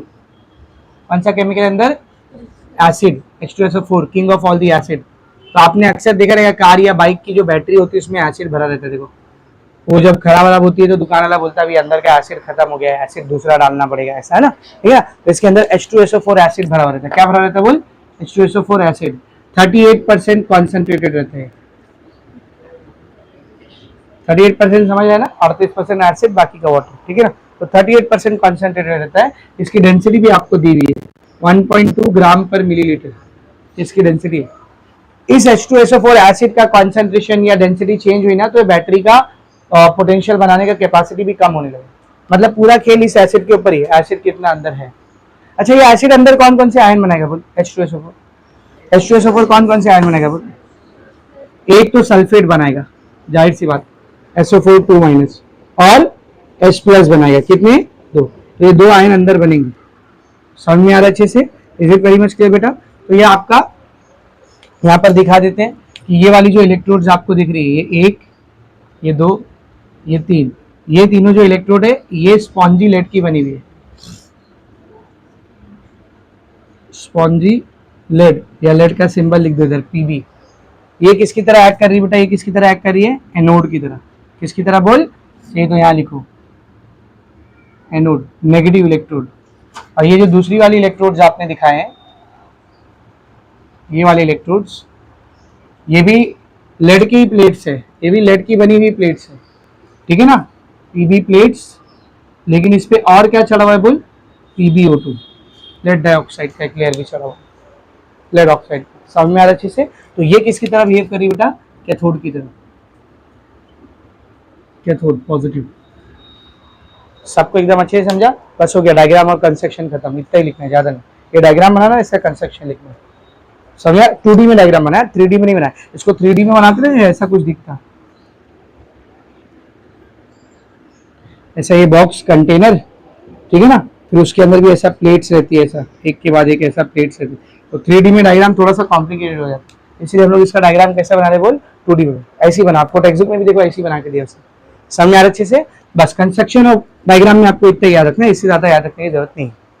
अभी सीधा किस पे आएंगे हम लोग, रिएक्शन पे। लेकिन रिएक्शन कौन सी रिएक्शन, कौन सी रिएक्शन मतलब सेल की रिएक्शन नहीं, ये एक सेकेंडरी सेल है, सेकेंडरी गैल्वेनिक सेल है। तो डिस्चार्ज भी होगा और रिचार्ज भी। तो डिस्चार्ज के टाइम पर जो रिएक्शन हो रही होगी, रिचार्ज के टाइम पे वो एकदम उल्टी हो रही होगी, अपोजिट रिवर्स हो रही होगी। तो कौन सी रिएक्शन लिखनी है सर, तो हम लोग पहले डिस्चार्ज की रिएक्शन लिखते हैं, मतलब जब ये गैल्वेनिक सेल की तरह बिहेव कर रहा है, आपको करंट बना करके दे रहा है, ठीक है ना। तो पहले डिस्चार्ज की रिएक्शन लिखते हैं। तो इधर ध्यान से देखो, cell reactions during discharge. Discharge के टाइम पर जो सेल रिएक्शन होती है, पहले हम लोग उसको लिखते हैं, ठीक है ना। तो first of all let us write down oxidation reaction at anode. Anode पर होने वाली ऑक्सीडेशन रिएक्शन। एनोड किसका बना हुआ है, एनोड किसका बना हुआ है, ये है ना एनोड, किसका बना है ये, लेड का। किसका बना है बोल, लेड। तो एनोड पर लेड का ऑक्सीडेशन होगा बेटा। ऑक्सीडेशन बोले तो लॉस ऑफ इलेक्ट्रॉन, तो ये Pb पे 2+ चार्ज आ जाएगा और ये 2 इलेक्ट्रॉन को लॉस कर देगा। और यहां से जो 2 इलेक्ट्रॉन निकलेंगे ना, यही 2 इलेक्ट्रॉन इस वायर के थ्रू एक्सटर्नल सर्किट में जाएंगे, करंट बन के, और कहां पर आएंगे बोल, कैथोड के थ्रू आएंगे। तो समझ में आ रहा अच्छे से, तो वो पूरा दिखा रहा नहीं। यहाँ से जो 2 इलेक्ट्रॉन रिलीज होंगे, ये बाहर जाएंगे, करंट बन के फ्लो करेंगे और रिटर्न घूम फिर के किधर आ जाएंगे बोल, कैथोड पर आ जाएंगे।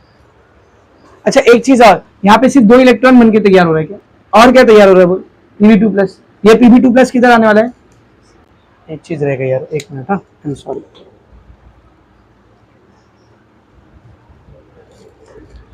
हाँ, सेल रिएक्शन ड्यूरिंग डिस्चार्ज। इसमें भी सबसे पहले हम लोग कौन सी रिएक्शन पढ़ रहे बोलो, oxidation reaction. Oxidation reaction at anode, ठीक है ना। क्या रिएक्शन हो रही है एनोड पर, जो लेड मेटल है ये ऑक्सीडाइज हो रहा है, Pb2+ आयन बना रहा है और 2 इलेक्ट्रॉन। ये 2 इलेक्ट्रॉन का क्या होने वाला है वो आपको भी पता। ये 2 इलेक्ट्रॉन यहां से निकलेंगे, सर्किट के थ्रू जाएंगे और कैथोड पर आएंगे, यानी करंट बनाएंगे। ये Pb2+ किधर जाएगा, तो ये Pb2+ जो यहाँ पर बनके तैयार हुआ है, ये सोल्यूशन में आएगा। ये किधर आएगा बोल, सोल्यूशन में आएगा। अच्छा सोल्यूशन किसका है, H2SO4। कौन कौन से आयन बना रहा है, 2H+ और एक SO4 2-। तो जो Pb2+ यहाँ बनके तैयार हुआ है ना बेटा, यही Pb2+ सोल्यूशन में आता है और SO4 2- के साथ रिएक्ट करता है, और ये दोनों मिलकर आपस में बनाते हैं PbSO4। क्या बनाते बोल, PbSO4, लेड सल्फेट। क्या बेटा, लेड सल्फेट। तो ये 2 रिएक्शन हो रही है कैथोड के ऊपर, एनोड के ऊपर, सॉरी एनोड के ऊपर ये 2 रिएक्शन हो रही है। तो नेट रिएक्शन कौन सी रहेगी बोलो, ना ये ना ये, क्या करेंगे दोनों को ऐड करते हैं। तो ओवरऑल कौन सी रिएक्शन हो रही है, इसमें कटेगा कौन, कटेगा कौन, Pb2+ कैंसिल। तो क्या रिएक्शन हो रही है फिर बोल, Pb solid plus SO4 2- giving PbSO4 solid plus 2 electron. तो लेड एक्यूमुलेटर बैटरी में ये होती है एनोड पर रिएक्शन ड्यूरिंग डिस्चार्ज। डिस्चार्ज के टाइम पर एनोड पर ये रिएक्शन होती है। समझा अच्छे से, आगे बढ़ते हैं। अभी किसकी बारी, एनोड की रिएक्शन हो गई, अभी किसकी बारी, कैथोड की रिएक्शन। इधर ध्यान से देखो, कैथोड पर कौन सी रिएक्शन होगी, रिडक्शन ना। तो रिडक्शन रिएक्शन एट कैथोड। तो ध्यान से देखो, कैथोड के ऊपर, कैथोड किसका बना हुआ है रे, कैथोड किसका बना हुआ, ये है ना कैथोड। कैथोड के ऊपर क्या क्या मौजूद है बोल, वो भी लेड की प्लेट है, और क्या मौजूद है, PbO2। तो कैथोड पर ये रिएक्ट करता है PbO2। कौन रिएक्ट करता है बोल, PbO2। किसके साथ रिएक्ट करता है वो इंपॉर्टेंट है, सब बोर्ड पर देखो। PbO2 भाई कैथोड पे और एक चीज आई थी ना एनोड से ट्रैवल करके, कौन सी चीज, ये 2 इलेक्ट्रॉन। तो PbO2 के साथ ये 2 इलेक्ट्रॉन यहाँ पर आते हैं और इस सोल्यूशन में कौन कौन सा आयन फ्री हुआ था, H+ और SO4 2-। तो जो H+ बना था ना वो भी यहाँ पर आता है। ये 3 चीजें आपस में मिलकर रिएक्ट करती हैं। कौन सी 3 चीजें बता, PbO2, lead oxide, H+ ion solution में से और 2 इलेक्ट्रॉन जो एनोड से ट्रैवल करके कैथोड तक आया। समझ में आया अच्छे से। अभी सब मिलके बनाएंगे क्या, सब लोग ध्यान से देखना क्या बनाएंगे। सबसे पहले तो यहाँ पर Pb2+ आयन बनेगा। कौन सा आयन बनेगा बोल, Pb2+ आयन। अभी Pb2+ कहां से आया सर, ये PbO2 है, ये अलग होगा तो एक Pb मिलेगा और 2 ऑक्सीजन मिलेगा, एक Pb मिलेगा और 2 ऑक्सीजन। अभी जो एक Pb फ्री हुआ है इसमें से 2 इलेक्ट्रॉन निकाल दो तो क्या बन गया, Pb2+। क्या बन गया बोल, Pb2+। तो ये आया Pb2+ इधर, ये आया Pb2+ इधर। सर ये 2 इलेक्ट्रॉन अभी बता रहा कहां जाएंगे, रुको। और क्या फ्री हुआ इधर से देख, 2 ऑक्सीजन। और क्या फ्री हुआ है बोल, 2 ऑक्सीजन। और क्या मेरे पास H+ आयन। ऐसे H+ के टोटल 4 आयन आएंगे। कितने आयन आएंगे बोल, H+ के कितने आयन आएंगे बोल, 4। भाई एक पॉजिटिव चार्ज को हटाने के लिए कितना इलेक्ट्रॉन लगता है, 1। तो 2 इलेक्ट्रॉन यहां से आ रहे हैं, 2 पॉजिटिव चार्ज हट गया और 2 इलेक्ट्रॉन, 2 पॉजिटिव चार्ज हट गया। तो 4 H है, 2 ऑक्सीजन है, ये मिलके आपस में क्या बना लेगा, H2O। कितना, 2। तो ये रिएक्शन होती है, समझ में अच्छे से। सो this is the reaction taking place at cathode. Very much clear. PbO2 + 4H+ + 2 electron giving you Pb2+ + 2H2O liquid. समझ में आ रहा अच्छे से।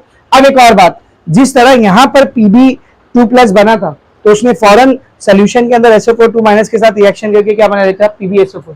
तो इधर भी क्या बन रहा है, Pb2+ क्या करेगा बोलिए, क्या करेगा, सोल्यूशन में जाएगा, SO4 2- के साथ रिएक्ट करेगा और क्या बना लेगा, एक Pb2+ सोल्यूशन में जाकर SO4 2- के साथ रिएक्ट करके फौरन क्या बना लेगा, PbSO4 सॉलिड। तो नेट रिडक्शन रिएक्शन कौन सी हो रही है, फिर दोनों को ऐड करो। जब दोनों को ऐड करोगे तो फिर से क्या कैंसिल हो रहा है वो, Pb2+, Pb2+। तो रिएक्शन क्या हो रही है बेटा, देख PbO2 + 4H+ + SO4 2- + 2 electron forming PbSO4 + 2H2O liquid. तो ये होती है रिडक्शन हाफ रिएक्शन, किसमें बेटा, लेड एक्यूमुलेटर बैटरी में। अगर आपसे कोई पूछे लेड एक्यूमुलेटर या लेड स्टोरेज बैटरी में डिस्चार्जिंग के टाइम पर ऑक्सीडेशन हाफ रिएक्शन, तो आपको ये लिखना है, और रिडक्शन हाफ रिएक्शन ये लिखना। सबको एकदम अच्छे से समझ में आया। अब इन दोनों के बाद क्या लिखना होता है अपने को, नेट सेल रिएक्शन। इन दोनों के बाद क्या लिखना होता है, नेट सेल। लेकिन नेट सेल रिएक्शन लिखने से पहले एक चीज मैंने यहाँ पर छोड़ दिया था, सेल फॉर्मूला। 1 मार्क्स के लिए आप कोई भी पूछ सकते हैं अलग से, what is the cell formula of lead accumulator battery. तो अब हम लोग लिखते हैं cell formula. Lead accumulator battery का सेल फॉर्मूला क्या होता है, सब लोग ध्यान से देख। सेल फॉर्मूला में एक्सट्रीम लेफ्ट पर कौन आता है, एनोड। एनोड कौन है इधर, लेड, Pb सॉलिड, ठीक है ना। एक्सट्रीम राइट पर कौन आता है, कैथोड। कैथोड कौन है इधर, कैथोड कौन इधर, Pb ही है, लेकिन उसके साथ और कौन है, PbO2। इधर ध्यान से देख, Pb सॉलिड और उसके ऊपर लेयर चढ़ा हुआ है किसका, PbO2 का, ठीक है। इसके बाद किसको लिखते हैं हम लोग, इलेक्ट्रोलाइट का सोल्यूशन। इसके बाद किसको लिखते हैं बोल, इलेक्ट्रोलाइट का सोल्यूशन। लेकिन अगर उसके अलावा भी और कुछ प्रेजेंट है तो वो भी लिखना पड़ता है। तो बेटा ये जो सोल्यूशन है थोड़े टाइम बाद ये H2SO4 का नहीं रह जाएगा, इसमें H2SO4 तो रहेंगे, एक एक्स्ट्रा चीज और बन रही है सोल्यूशन में, दोनों ही रिएक्शन में। देख कौन सी, PbSO4 PbSO4, ये भी तो बन के अंदर जमा होने लगेगा ना। तो इसके बाद भी एक बार PbSO4 दिखाओ, क्योंकि एनोड पर भी वो बन रहा है, और इसके बाद भी एक बार PbSO4 दिखाओ। क्यों है, क्योंकि कैथोड पर भी ये बन रहा है। अब दिखाएंगे हम लोग लास्ट केमिकल कौन सा, H2SO4। ये सेल फॉर्मूला है किसका, लेड एक्यूमुलेटर बैटरी का। सर गलत है, बीच में सॉल्ट ब्रिज नहीं बना, इधर सॉल्ट ब्रिज है क्या, सब कुछ जो भी है सब डायरेक्ट कॉन्टैक्ट में, कुछ भी वाया कॉन्टैक्ट में क्या, सब डायरेक्ट कॉन्टैक्ट में। और जब डायरेक्ट कॉन्टैक्ट रहता है तो सिंगल लाइन बनानी है, हाँ वाया कॉन्टैक्ट रहता है ऐसा सॉल्ट ब्रिज के जरिए, तब डबल लाइन लिखी। तो this is the cell formula of lead accumulator battery. ये फॉर्मूला आपको वहां पे मिल जाएगा, देखो पेज नंबर 111 पे ऊपर देखो, नोटेशन ऑफ द सेल मिला, Pb solid, PbSO4 solid, 38% H2SO4 aqueous, इसका परसेंटेज भी दिया उसने, लिख लेते उसको भी। 38% H2SO4 एक्वियस, फिर से PbSO4 सॉलिड, फिर PbO2 और फिर Pb। ठीक है, कैसे आया ये फॉर्मूला समझा है सबको? ये फॉर्मूला कैसे आया सबको समझा है बेटा? ये दोनों, ये अपना एनोड, ये पूरा कैथोड, ये दो केमिकल दोनों जगह बन रहा है, एनोड पे भी कैथोड पे भी, अब इसमें H2SO4। ठीक है, अब लिखते हैं अपनी मेन रिएक्शन जो कि होती है कौन सी? Net cell reaction. तो ध्यान से देख, नेट सेल रिएक्शन लिखने के लिए इन दोनों को ऐड करना पड़ेगा। कौन कौन सी दोनों रिएक्शन? कैथोड की रिएक्शन और एनोड की रिएक्शन। एनोड पे क्या रिएक्शन हो रही है? Pb solid plus SO4 2 minus giving PbSO4 solid plus 2 electron. ये ऑक्सीडेशन हाफ रिएक्शन है ना? रिडक्शन हाफ रिएक्शन क्या है देख? PbO2 solid plus 4H plus plus SO4 2 minus plus 2 electron giving PbSO4 solid plus 2H2 liquid. दोनों को add करते हैं तो नेट सेल रिएक्शन मिलेगी अपने को। क्या कैंसिल हो रहा है बता? क्या कैंसिल हो रहा है देख? 2 इलेक्ट्रॉन से 2 इलेक्ट्रॉन कैंसिल, क्योंकि रूल है नेट सेल रिएक्शन में इलेक्ट्रॉन नहीं आना चाहिए, कैंसिल हो गया वो। ठीक है ना? क्या बना देख? Pb solid Pb solid plus PbO2 solid plus 4H plus ion plus SO4 2 minus SO4 2 minus 2SO4 2 minus. सही ना? 2 बार है ना, तो अलग अलग लिखने से अच्छा है 2 लिख दो ऐसा। PbSO4 PbSO4 2 PbSO4 plus 2H2O liquid. So this is the net cell reaction taking place in the lead accumulator battery. इसी रिएक्शन को आप एक तरीके से और लिख सकते हैं। ध्यान से देख कैसा बेटा? H2SO4 किससे किससे बना था? 2H प्लस और एक SO4 2 माइनस। तो 2H प्लस और एक SO4 2 माइनस मिलकर H2SO4 बनता है। इधर ध्यान दे कितना H प्लस है? 4, और कितना SO4 2 माइनस है? 2। तो इधर से एक SO4 2 माइनस, यहाँ से 2H प्लस, H2SO4 बन गया। फिर एक और SO4 2 माइनस और 2H प्लस, एक और H2SO4 बन गया। तो इन दोनों को मिला करके मैं क्या लिख सकता हूँ बोल? 2H2SO4। और कैसे लिखी जा सकती फिर ये रिएक्शन? बता जल्दी। Pb solid plus PbO2 solid plus बोल 2H2SO4 aqueous giving 2 PbSO4 solid plus 2H2O liquid. So you can also write it down like this. सबको एकदम अच्छे से समझा बेटा? तो ये सारी रिएक्शंस हो गई कब की बेटा? डिस्चार्ज की। अब किसकी बारी? रिचार्ज। अब रिचार्ज कब करना पड़ेगा? जाहिर सी बात है जब बैटरी बराबर काम करना बंद करेगी। क्यों बंद करेगी? धीरे धीरे अगर आप नोटिस करोगे तो H2SO4 यहाँ पर क्या हो रहा है? कंज्यूम हो रहा है।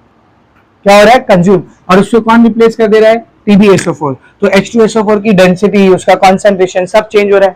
तो धीरे धीरे ये बैटरी काम करने लायक नहीं रहेगी। तो एक बार जब इस बैटरी का वोल्टेज कम होने लगेगा, यूजुअली ये एक इलेक्ट्रोड का सेट मिलकर 2 वोल्ट बनाता है। फिर धीरे धीरे यूज करने के से 2 से 1.9, 1.8, 1.7 तक आता है। तो जैसे ही 1.8, 1.7 तक वोल्टेज बनने लगता है, बैटरी खराब होने लगती है। मतलब अब बैटरी आपको बराबर करंट बना के देगी नहीं। तो उस टाइम पे आपको बैटरी को क्या करना पड़ता है? रिचार्ज। देखा अपन कितना भी वो बटन दबाओ गाड़ी स्टार्ट ही नहीं होती है।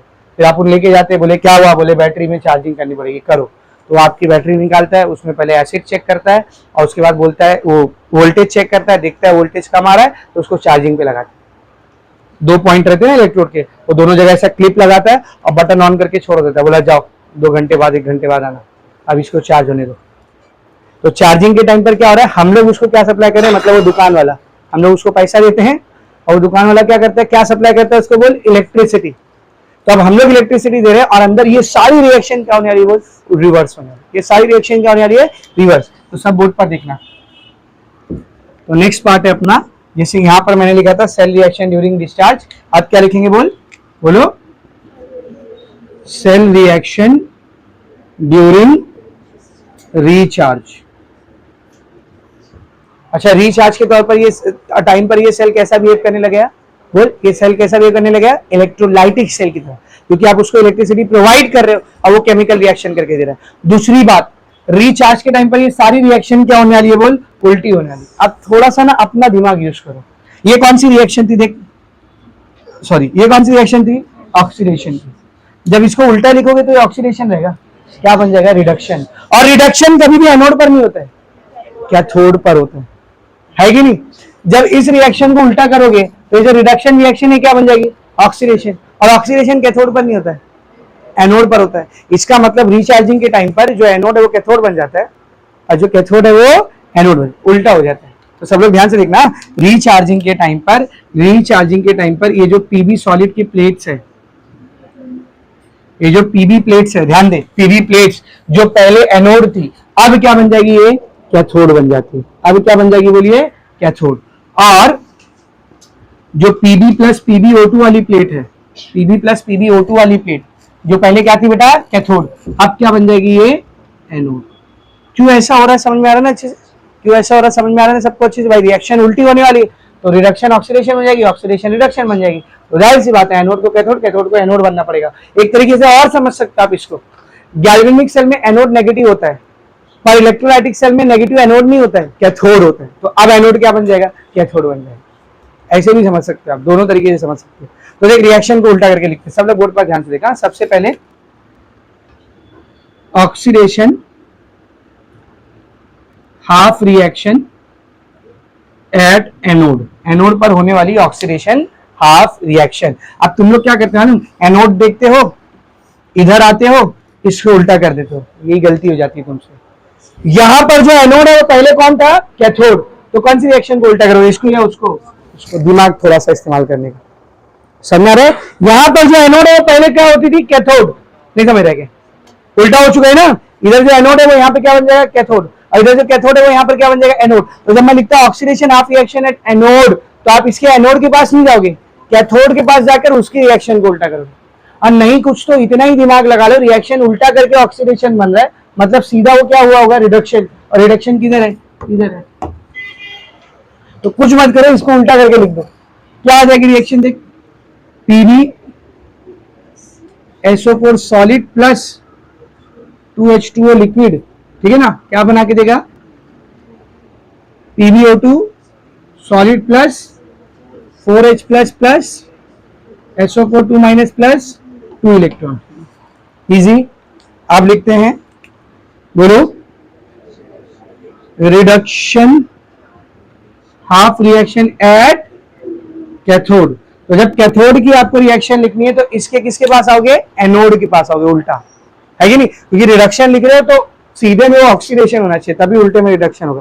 तो किधर हो रहा है वो, यहाँ पर हो रहा है, एनोड के पास आया, ये ऑक्सीडेशन है। इसको उल्टा करके लिख के आएगा, बोल बोल, PbSO4 solid plus 2 electron giving Pb solid plus SO4 2 minus, ठीक है ना। And the last net cell reaction during discharging, oh sorry recharging. तो नेट सेल रिएक्शन दो तरीके से लिख सकते हो, या तो इन दोनों को ऐड कर दो, आंसर आ जाएगा, या फिर जो रिचार्जिंग की नेट सेल की रिएक्शन थी उसको उल्टा कर दो, तो डिस्चार्जिंग की नेट सेल रिएक्शन हो जाएगी। तो देख डिस्चार्जिंग की रिचार्जिंग की क्या बन जाएगी, देख 2Pb SO4 solid plus 2H2O liquid giving Pb solid plus PbO2 solid plus 2H2SO4 aqueous. खत्म हो गया। यहां पर आपकी lead storage battery, lead accumulator battery की सारी रिएक्शंस क्या हो गई है, खत्म। मैं मानता हूं थोड़ी ज्यादा रिएक्शन है लेकिन उतनी भी मुश्किल नहीं, याद करने को एक बार प्रैक्टिस करोगे तो याद हो जाएगी। समझा सबको अच्छे से, is it very much clear. यहाँ पे लेड स्टोरेज बैटरी का भी रिएक्शन हो जाता है। इसके बाद इसका देखेंगे यूजेस। पेज नंबर 112 पर आओ, एप्लीकेशन ऑफ लेड एक्यूमुलेटर।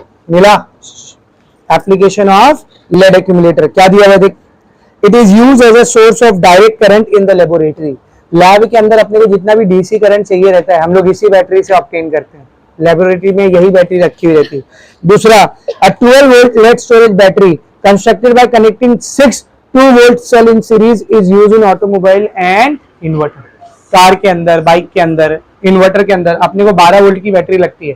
कैसे बनाओगे 12 वोल्ट की बैटरी, ये एक कैथोड, एक एनोड, एक सेल बना, कितना पोटेंशियल देगा, 2 वोल्ट। तो ऐसे कितने सेल लेने पड़ेंगे, 6, यानी 6 कैथोड 6 एनोड, है कि नहीं। तो टोटल 6 सेल बना, 2 वोल्ट 2 वोल्ट 2 वोल्ट कितना आएगा, 12। इसको यूज करते हैं हम लोग कार के अंदर या फिर इन्वर्टर के अंदर। समझ में आ रहा है अच्छे से। यहाँ पर आपका सेकंड सेल भी क्या हो गया बेटा, खत्म। अब उसके बाद एक उसी पेज पे दो बैटरी और दी, निकल कैडमियम बैटरी या फिर निकैड बैटरी और मर्क्यूरी बैटरी मिला। दोनों का डायग्राम कंस्ट्रक्शन कुछ दिख रहा है क्या? You just need to remember the reactions, खत्म। उसके बारे में उतना डिटेल में नहीं, ये लिखो फिर वो स्टार्ट करते।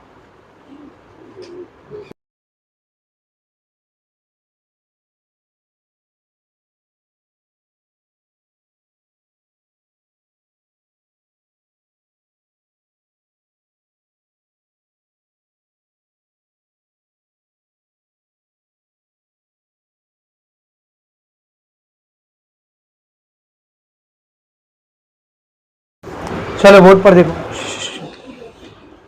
तो हमने दो सेल पढ़ लिया बेटा, एक ड्राई सेल और एक लेड एक्यूमुलेटर बैटरी। अब दो सेल और पढ़ना अपने को, निकल कैडमियम बैटरी या nickel cadmium storage cell and mercury battery. ठीक है ना, मैंने बोला ये दोनों को ज्यादा डिटेल में स्टडी नहीं करना, ठीक है। तो जितना स्टडी करना है उतना ही देखते। सबसे पहले निकल कैडमियम बैटरी। तो सबसे पहली बात, ये कैसी बैटरी है बेटा? Secondary cell. सेकेंडरी सेल मतलब आप इसको रिचार्ज कर सकते हो, दोबारा से इलेक्ट्रिसिटी पास करके इसको दोबारा से यूज कर सकते हो। ये भी एक कैसा सेल है देख, ड्राई सेल, मतलब इसके अंदर कोई भी लिक्विड कंपोनेंट नहीं है, सब सॉलिड या तो पेस्ट के फॉर्म में। तो ये भी एक ड्राई सेल की तरह ही होती है, ठीक है ना। जो मेन बात है आपको यहाँ पर याद रखना है, एनोड इसके अंदर कौन होता है बेटा? Cadmium metal. कौन होता है बोल? Cadmium metal. कैथोड निकल ऑक्साइड NiO2। इस निकल का ऑक्सीडेशन स्टेट रहेगा +4, इसीलिए ब्रैकेट में 4 लिखा है। और ये निकल ऑक्साइड को हम लोग किसके ऊपर चढ़ा के रखते हैं? निकल के इलेक्ट्रोड के ऊपर, ठीक है ना। और इलेक्ट्रोलाइट अंदर कौन सा भरा हुआ रहेगा? बेसिक सोल्यूशन, NaOH KOH ऐसा कोई सोल्यूशन। बेसिक मतलब अल्कलाइन, NaOH KOH की सब। कंस्ट्रक्शन इसका भी काफी हद तक ड्राई सेल की तरह मिलता जुलता होता है। बाहर कैडमियम की प्लेट होती है पूरी, जिंक कंटेनर होता है जैसा ड्राई सेल में, इसमें कैडमियम का कंटेनर, क्योंकि दिखने में ड्राई सेल जैसे दिखता है। अगर आप देखोगे तो निकैड बैटरी को देखोगे, छोटी वाली देखोगे तो वो तो सेम ड्राई सेल की तरह दिखती है, बड़ी वाली देखोगे तो वो ट्यूब की तरह होती है, ऐसा बार की तरह, है कि नहीं। तो बाहर पूरा कैडमियम का मेटल रहेगा, उसके बाद एक पोरस पेपर का सेपरेटर रहेगा, उसके बाद ये बेसिक सोल्यूशन भरा हुआ रहेगा। तो बेसिक सोल्यूशन के बीचों बीच में एक रॉड रहेगी, किसकी? निकल की। उसके साथ क्या भरा हुआ रहेगा बोल? निकल ऑक्साइड भरा हुआ रहेगा। तो कंस्ट्रक्शन इसका ऑलमोस्ट सेम है, किसकी तरह? ड्राई सेल की तरह। पर इसका कंस्ट्रक्शन आपको पढ़ना है, आपको खाली ये बातें याद रखनी। इधर पे एनोड है कैडमियम मेटल, कैथोड है निकल ऑक्साइड और निकल, ठीक है ना, एंड इलेक्ट्रोलाइट बेसिक सोल्यूशन। अब उसके बाद सीधा रिएक्शन याद रखनी।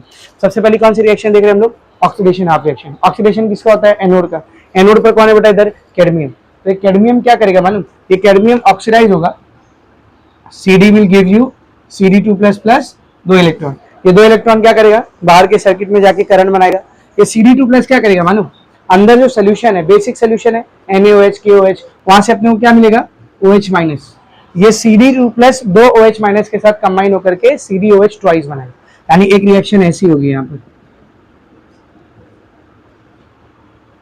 समझ आ रहा है? तो दोनों को अलग अलग लिखने की बजाय इन दोनों को ऐड करके नेट रिएक्शन दिया आपको।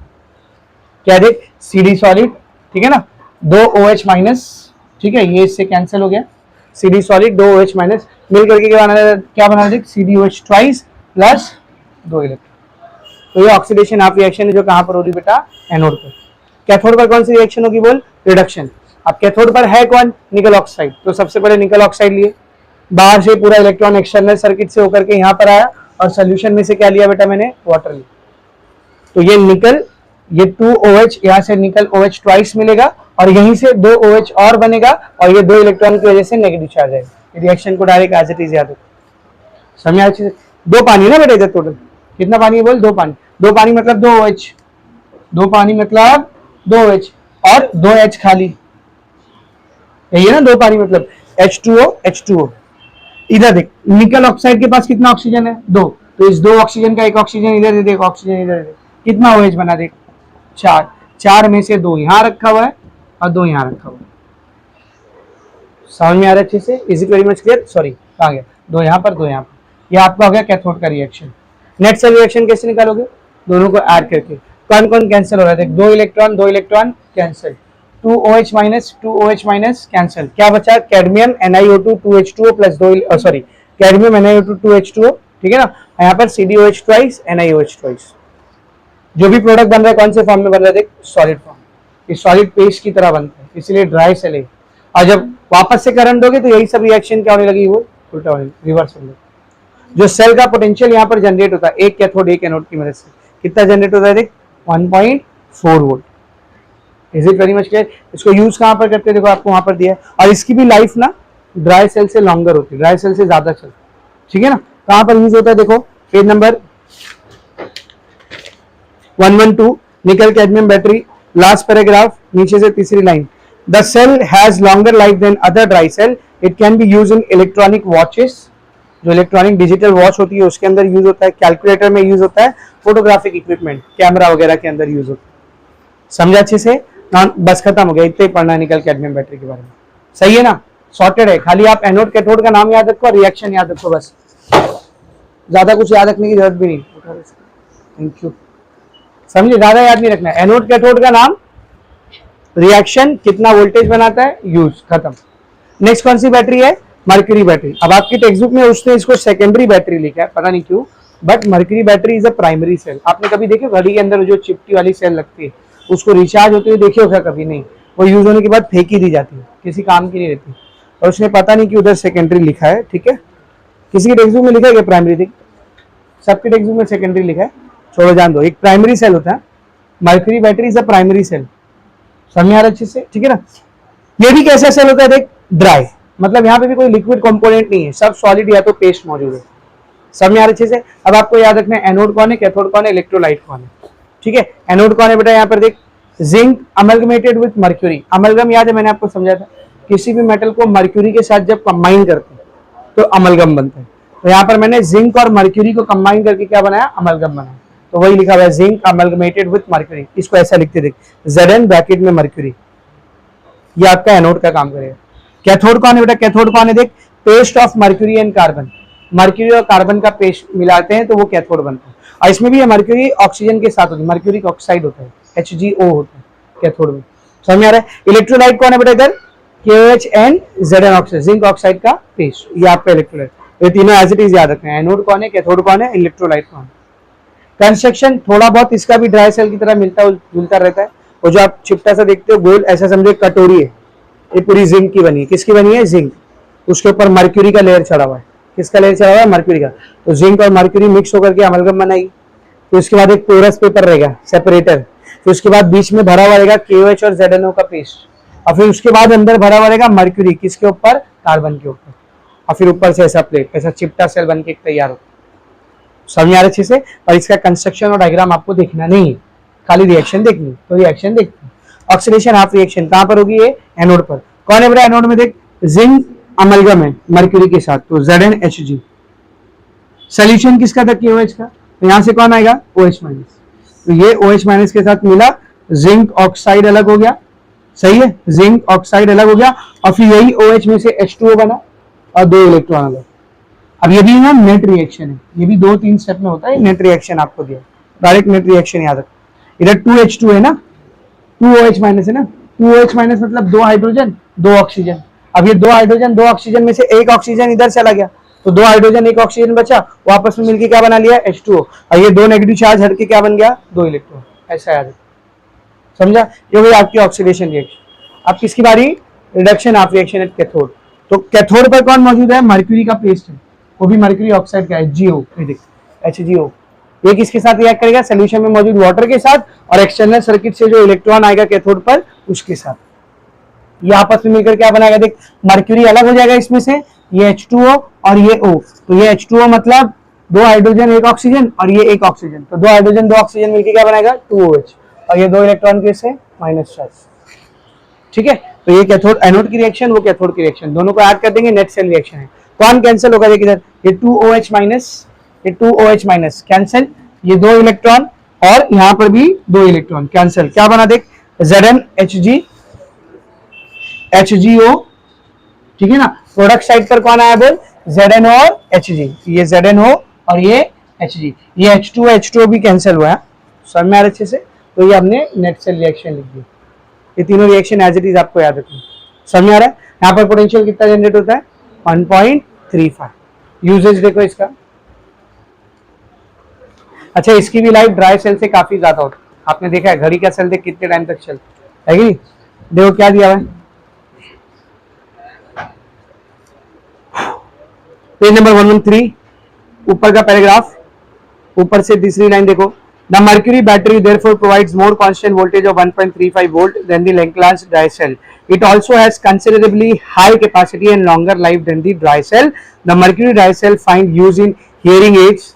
वो कान में सुनने वाली मशीन आती है, जिनके कान में प्रॉब्लम होती है, बहरे होते थोड़े, तो उसके अंदर भी यही सेल लगा हुआ होता है ना. हेयरिंग एड में इसको यूज करते हैं. इलेक्ट्रिक वॉचेस, घड़ी के अंदर यूज होती है ये. पेसमेकर, पेसमेकर पड़े थे ना, हार्ट का पेसमेकर, उसमें भी यूज कर सकते हैं, पर किया नहीं जाता. पेसमेकर में लिथियम आयन बैटरी यूज होती है, क्योंकि उसको 5-5, 7-7 साल तक अंदर ही रखना होता है. ठीक है ना. खैर, यहाँ पर आपकी कौन सी बैटरी हो गई बोल? मर्क्यूरी. तो 4 हो गए, एक लास्ट बचा. कौन सा? Fuel cell. इसको लिखो फ्यूल सेल करते हैं. Write down.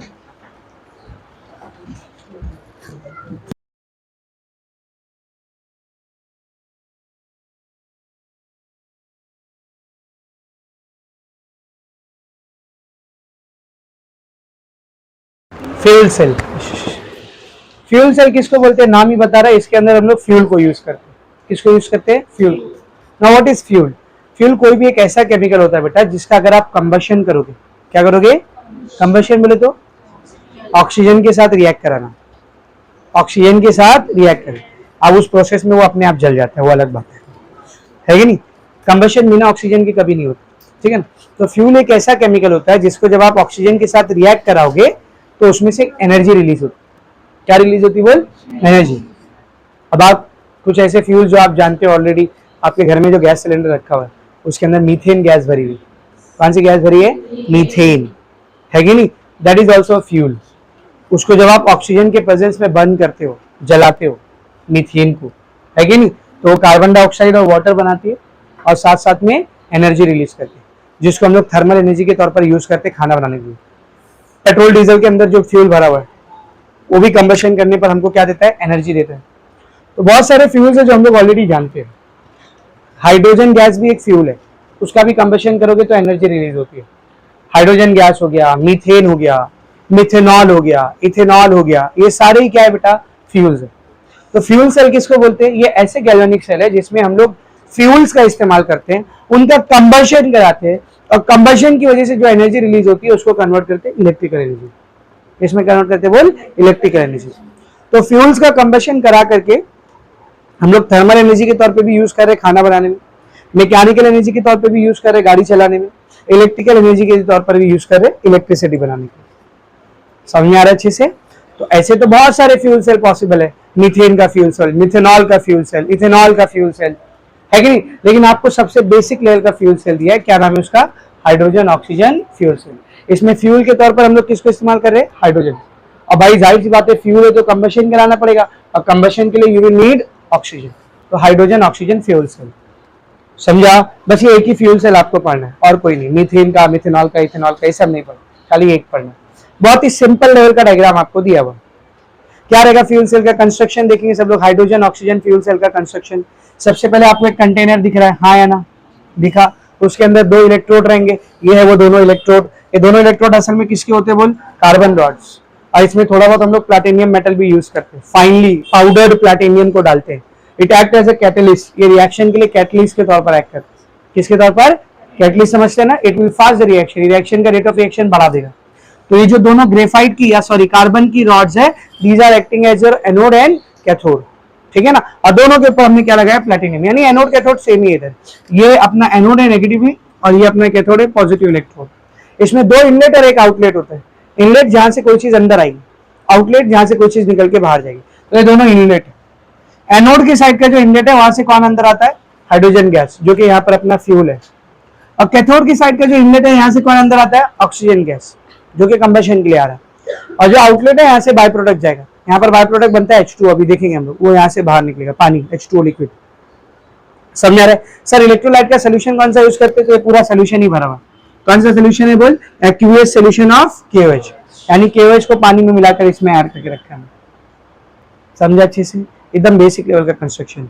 अब अगर आप लोग एक चीज नोटिस करोगे ना बेटा, तो गैल्वेनिक सेल में और फ्यूल सेल में एक बहुत बड़ा डिफरेंस है. गैल्वेनिक सेल में जो केमिकल्स यूज होते हैं वो ऑलरेडी सेल के अंदर होते हैं, पर यहाँ पर जो केमिकल्स आ रहे हैं हाइड्रोजन और ऑक्सीजन, इसका ऑक्सीडेशन होगा वो एनोड पर आ रहा है, इसका रिडक्शन होगा वो कैथोड पर आएगा.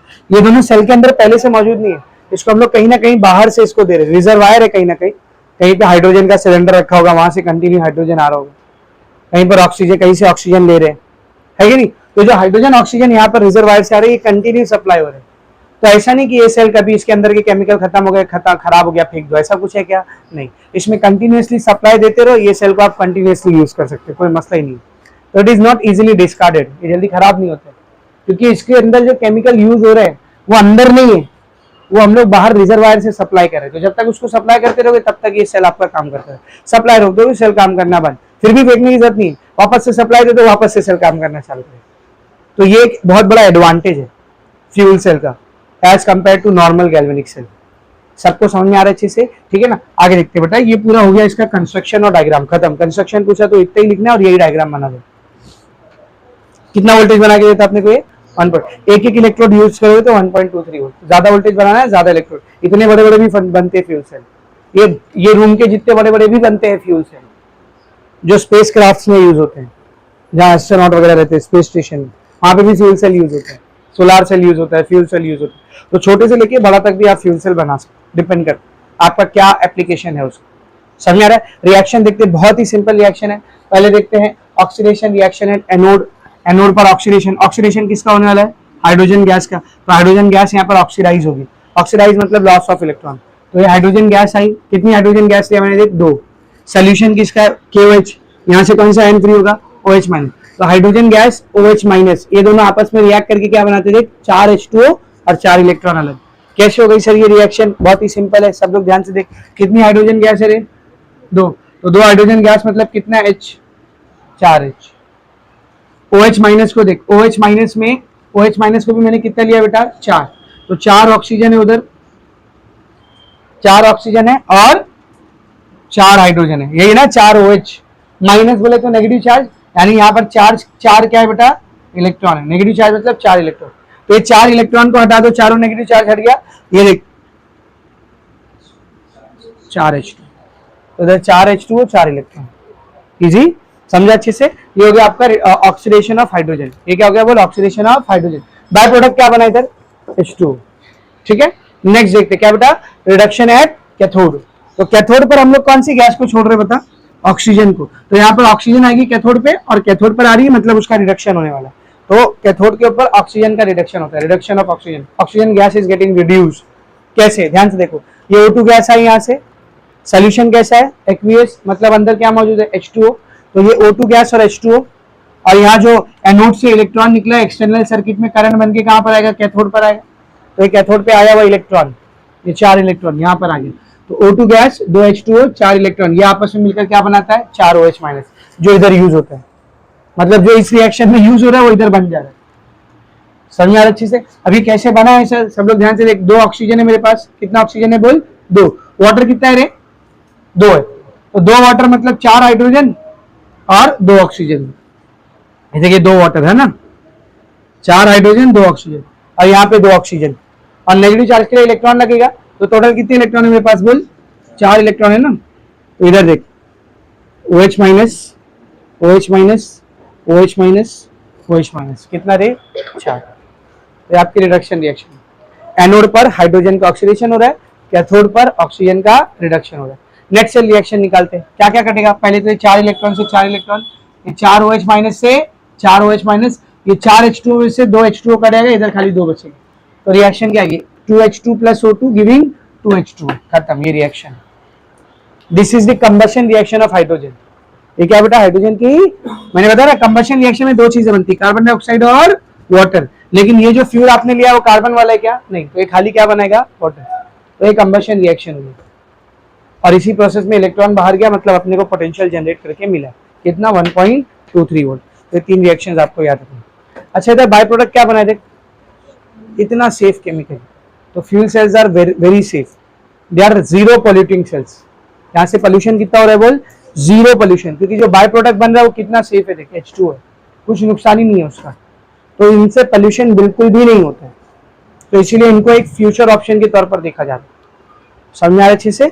लेस पॉल्यूटिंग है, ज्यादा इजीली हम लोग इसको यूज कर सकते हैं। ऑक्सीजन सराउंडिंग से मिल रहा है, हाइड्रोजन भी हम लोग सराउंडिंग से, या हाइड्रोजन को बनाने के 100 तरीके वहां से यूज कर सकते हैं। और एफिशिएंसी बहुत है इसकी, 70% की एफिशिएंसी, 70%, अगर आप इससे इलेक्ट्रिसिटी बनाते हो। अब आपको ऐसे नहीं समझेगा, हम लोग जो नॉर्मल इलेक्ट्रिसिटी बनाते हैं थर्मल पावर प्लांट से बनाते हैं। कहाँ से बनाते हैं? आपने 10वीं में पढ़ा रहेगा, बड़ा सा बॉयलर रहता है, उसमें पानी भरा हुआ रहता है, उसको हीट करते पानी को, या तो कोयले के जरिए या रेडियो एक्टिव रिएक्शन के जरिए, किसी भी तरीके से उसको हीट करते हैं। और पानी हीट होकर भाप बनता है, ये भाप एकदम स्पीड में जाती है, टरबाइन को हीट करती है, टरबाइन की ब्लेड्स घूमती है तो जनरेटर का कॉइल घूमता है, जनरेटर का कॉइल घूमता है तो करंट जनरेट होता है। आपको पता है थर्मल पावर प्लांट की एफिशिएंसी कितनी होती है? 30-35% के आसपास। 30-35% मतलब इस पूरे प्रोसेस में अगर आप 100 जूल की एनर्जी खर्चा कर रहे हो तो आपको करंट कितना जूल बन के मिलेगा? 30 जूल 35 जूल बस, बाकी का पूरा रास्ते में ही वेस्ट हो जा रहा है। कितनी लेस एफिशिएंसी है, और अपने को काम चलाना पड़ता है, उससे क्या करेंगे? बहुत खर्चा होता है, इसीलिए तो इलेक्ट्रिसिटी इतनी महंगी है। लेकिन इनकी एफिशिएंसी कितनी होती है? ऑलमोस्ट 70%। यानी अगर आप 100 जूल की एनर्जी खर्चा कर रहे हो तो करंट में कितना कन्वर्ट हो जाएगी? 70 जूल। प्रोसेस में खाली 20-30 जूल वेस्ट होने वाली। तो अगर इससे इलेक्ट्रिसिटी बनाते हैं तो हमको जो इलेक्ट्रिसिटी है वो थर्मल पावर प्लांट की बनिस्बत आधी सस्ती पड़ेगी, क्योंकि उसकी एफिशिएंसी से डबल एफिशिएंसी है इसकी। समझ में आ रहा है? और इसमें कुछ कोयला बीला भी यूज नहीं करना है, पानी भी नहीं, खाली हाइड्रोजन गैस ऑक्सीजन गैस लगना है बस, और सेल में से उसको गुजारना है। तो it is a future option, future में इसका बहुत स्कोप है, इसको इलेक्ट्रिसिटी बनाने के लिए यूज किया जा सकता है।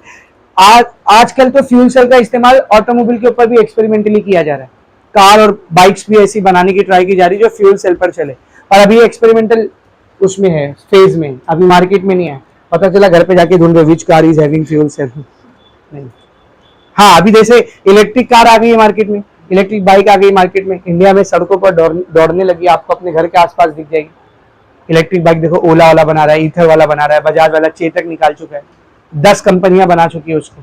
कार भी टाटा वाले ने 2-3 गाड़ी निकाल दी इलेक्ट्रिक की कार में, देखे ना, ग्रीन पट्टी जिसपे भी लगी रहती है वो सब इलेक्ट्रिक गाड़ी है, नंबर प्लेट जिसका भी ग्रीन रहता है ना वो सब इलेक्ट्रिक व्हीकल है, वो इलेक्ट्रिसिटी से चल रही है, उसमें ना पेट्रोल ना डीजल कुछ नहीं चाहिए, इलेक्ट्रिसिटी से चल रही, चार्ज करो बैटरी चलाओ गाड़ी, ऐसा। तो ऐसी एक फ्यूचर ऑप्शन ये भी देखा जा सकता है, फ्यूल सेल, मिथेनॉल, मीथेन, ये सब का। मीथेन कितना इजीली, गोबर के जरिए आप मीथेन बना सकते हैं, अभी आपने एनहेंसमेंट में पढ़ा रहेगा, है कि नहीं? गोबर गैस है ना आपको, बायोगैस प्लांट एनहांसमेंट के अंदर हम लोग गोबर के थ्रू मीथेन को बना सकते हैं, मिथेनोजेनस बैक्टीरिया की मदद से, फर्मेंटेशन के जरिए मीथेन को बना सकते हैं, है कि नहीं? तो कितनी इजीली हम लोग इन सारी चीजों को बनाया जा सकता है। ऐसे फ्यूल जो बायोलॉजिकल वेस्ट प्रोडक्ट से बनाए जाते हैं उनको बायोफ्यूल्स कहा जाता है। क्या कहा जाता है? बोल, बायोफ्यूल्स। तो सब फ्यूचरिस्टिक टेक्नोलॉजी जो फ्यूचर में हमारे टेक्नोलॉजी में काम आई। समझ में आ रहा अच्छे से? तो पूरा फ्यूल सेल अच्छे से समझा। अब इसका एप्लीकेशन, एडवांटेज, डिसएडवांटेज देख लो, सारी बैटरीज खत्म हो गई। Page number 113, advantages of fuel cell. सबसे पहले एडवांटेज देखेंगे बेटा, फ्यूल सेल का एडवांटेज क्या है? देखो, the reacting substances are continuously supplied to the electrode. Electrode के ऊपर जिन सब्सटेंस का रिएक्शन होना है, इलेक्ट्रोड पर जिन सब्सटेंस को ऑक्सीडाइज या रिड्यूस होना है, इन दोनों सब्सटेंस को हम लोग कंटिन्यूअसली क्या कर रहे हैं बेटा? सप्लाई कर रहे हैं। ऐसा नॉर्मल गैल्वेनिक सेल में होता है क्या? नहीं। तो देख आगे क्या लिखा हुआ है, अनलाइक कन्वेंशनल गैल्वेनिक सेल, पुराने गैल्वेनिक सेल से हट करके, उसमें तो अंदर ही भरा हुआ रहता है केमिकल, यहाँ अंदर भरा हुआ है क्या? हम लोग बाहर से सप्लाई कर रहे हैं। Fuel cells do not have to be discarded on consuming the chemical. तो एक बार केमिकल कंज्यूम कर लिया तो इसको फेंकने की जरूरत है क्या? और दे दो इसको, केमिकल बाहर से दे रहे ना, तो फेंकने की जरूरत नहीं है कि नहीं? आगे देखो, दूसरा, they are non polluting as the only reaction product is water. Pollution zero है यहाँ पर, जीरो, क्योंकि जो बाय प्रोडक्ट बन रहा है वो क्या है? वाटर। क्या ही पॉल्यूशन करेगा, वो तो अच्छे ही केमिकल है अपने एटमॉस्फेयर के लिए। समझ में आ रहा है अच्छे से? आगे देखो बेटा, तीसरा, fuel cell provide electricity with an efficiency of about 70%, which is twice as large when compared to with the efficiency of thermal plant, only 40%.